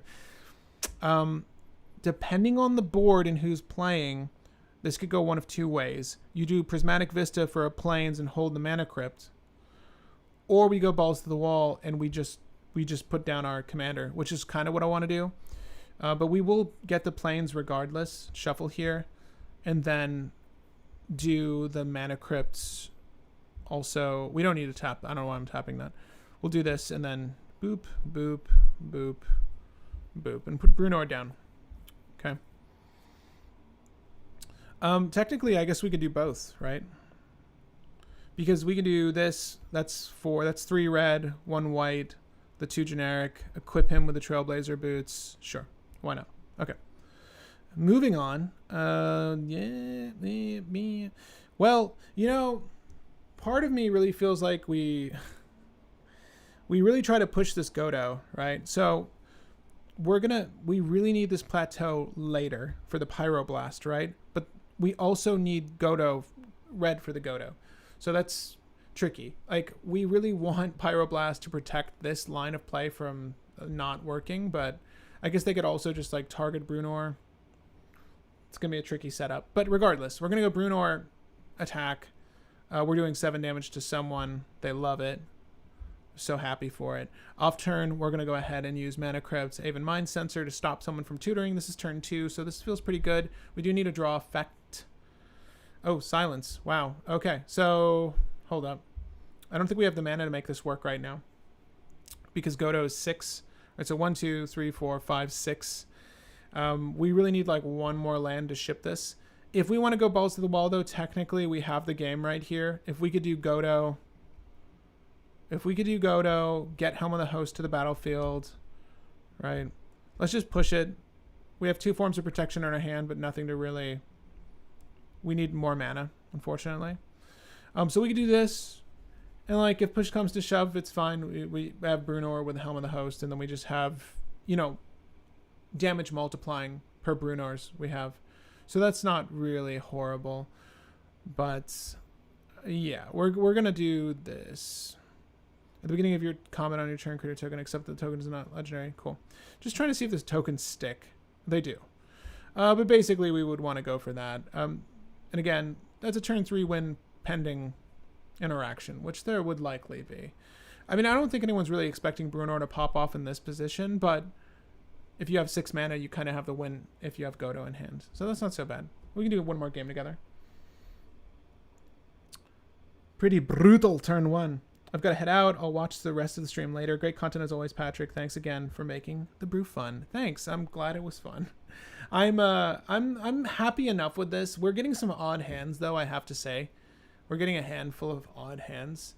This is somewhat keepable, if only because we have 1 of 2 stacks pieces available to us. And wow, well, we're getting all the lands now. So we want to do this into easily the Aethersworn Canonist. Right? If we are on the play, it's going to be Aethersworn Canonist. right? Just stop them from really popping off. Now, obviously, they still get to play their artifact mana down, but this is still a good start. A Void Mirror might even be good if we're technically on the play, right? To stop like the Chrome Mox, the Mana Crypt, all that stuff, the stuff we don't have. So let's just pretend that the Void Mirror made the most sense there. And then we can do our girl next. Oh, I lied. Only because Weathered Wayfarer gets Urza's Saga? Like, what? This is a very, very slow Staxy hand, and the only thing it really has going for it is that we're finding interesting utilities for it, right? Like, we have Wear and Tear set up to stop someone, but when our hand is dwindling, and we'll go next turn, we'll do this. Let's just... I really want to thin the deck. I know this is odd, but we're going to do Ancient Tomb to play out our guy. Just because we need to thin the list out, because I'm seeing way too many lands. There you go, Seraphic Greatsword. Cool. So I would imagine with these two things that we've slowed the game down quite a bit. Just imagining. Do we want to grab our Urza's Saga or what? I don't know. But we will play the Seraphic Greatsword. What's nice is that it is an artifact, so we can deflecting swat anything that would stop us from doing this. Right, so we're in a good spot. We'll use the Ancient Tomb, floating a generic mana. That's fine. Even if we just let that mana go to waste, knowing our hand, we're not missing out on anything. So we'll go ahead and use Bruenor to equip the Seraphic Greatsword. Go to attack, make an angel. We would be attacking the person with the highest life total, likely, at this point. And it is on the attack. I guess I should clarify there. It is definitely on the attack. All right. And we could attack with Aethersworn Canis, but it's not absolutely necessary. If we're not going to grab a land now, and again, the only real utility lands that we're manipulating here is Urza's Saga. It's really just the one. But you can see how this is going. It's fine. It's very slow, though. That hand was extremely slow. But we saw what it could do with a fast hand, right? Got the Godo out on turn 3. That's actually quite decent. I do think that this is a little sluggish. Maybe a little too sluggish for my liking. We never really got super ideal hands, but we got decent enough hands, and it worked. But let me tune in with you guys, see how you're doing. No, it's very niche and silly, but Bloodforged Battle Axe could do a fair bit of damage in this deck. Is it too niche for cEDH? I don't think so. Like, I use Bloodforged Battle Axe with Balan, and you can use Bloodforged Battle Axe with Arden as well. Right, so Arden actually would enjoy it, but it's not a bad card for the list. I do think that Bruenor is fine. Like, it is definitely a good go wide strategy. I think balancing the tech in the list is going to be very important. The number of equipment you need. It's almost like playing Akiri, like when I was playing Akiri. It's difficult because you need a certain balance of equipment, and you need a certain balance of creatures to swing with, and all those creatures are likely hate bears. And if you're trying to cram all of those things, you really don't have much space for much else, which is what we found here. We had to cut like 40 cards, I think. Absolute absurd amount. But based off our sideboard, 34 cards we needed to cut. But we were getting there, and we certainly got there. Like, again, that last game was fine, but so far as I'm concerned, like, we weren't getting the advantage we needed to really hold up our own so far as our hands were concerned there. Seraphic Greatsword was a boon off the top, but, you know, that's not always going to be the case. The top deck could have really been anything. Regardless, though, I'm happy enough with it. I think Bruenor has an axe in hand and might be able to wield it well. We'll see. Time will tell, but it's definitely a list I want to refine just a little bit. Moving forward, all of these live streams are going to accumulate to I'm just going to call it Let's Jam at the end of the week with the Patreon crew. I know I said this during the show, before the show, but essentially at the end of the week, I'm going to break in this list live with you all via Cockatrice games with some of our Patreon crew. So that way we can test the list, see if it works, see if it doesn't work, and obviously how we can revise it after the fact. So that way you get to see how it plays out. But as I do with all these videos, I like to thank our Patreon crew for helping to make all this happen. And of course, you guys for tuning in every week. Thank you for joining the live streams. I have a great time doing these, and I hope you have a fun time watching them. We've certainly done a lot of Voltron recently, and that's because I'm desperate to make Voltron work. Unfortunately, I'm not certain that Bruenor is the perfect answer. Like, I honestly think Balan operates better than Bruenor from my experience. I mean, this was just a play test game, but I find that this is adequate enough. I think that if it was a partner, it would be amazing, but you can't expect the world of this guy. I think it's okay at 4 CMC. Not difficult to play, but getting the right cocktail, the ingredients for this cocktail right, rather, is going to be the tricky bit. It's definitely possible to make Bruenor playable as a stack expander, but again, you are losing out on card draw if you're not playing a Kiri over this, right? And that's really the one-to-one I would be looking at here if you were going to play a Voltron commander. But obviously Bruenor has more benefits to it than a Kiri does. So maybe in the 99, Bruenor might be more efficient, but who knows? Maybe you. Show me your Bruenor list if you made one. Again, my name is Patrick Marlatt, and happy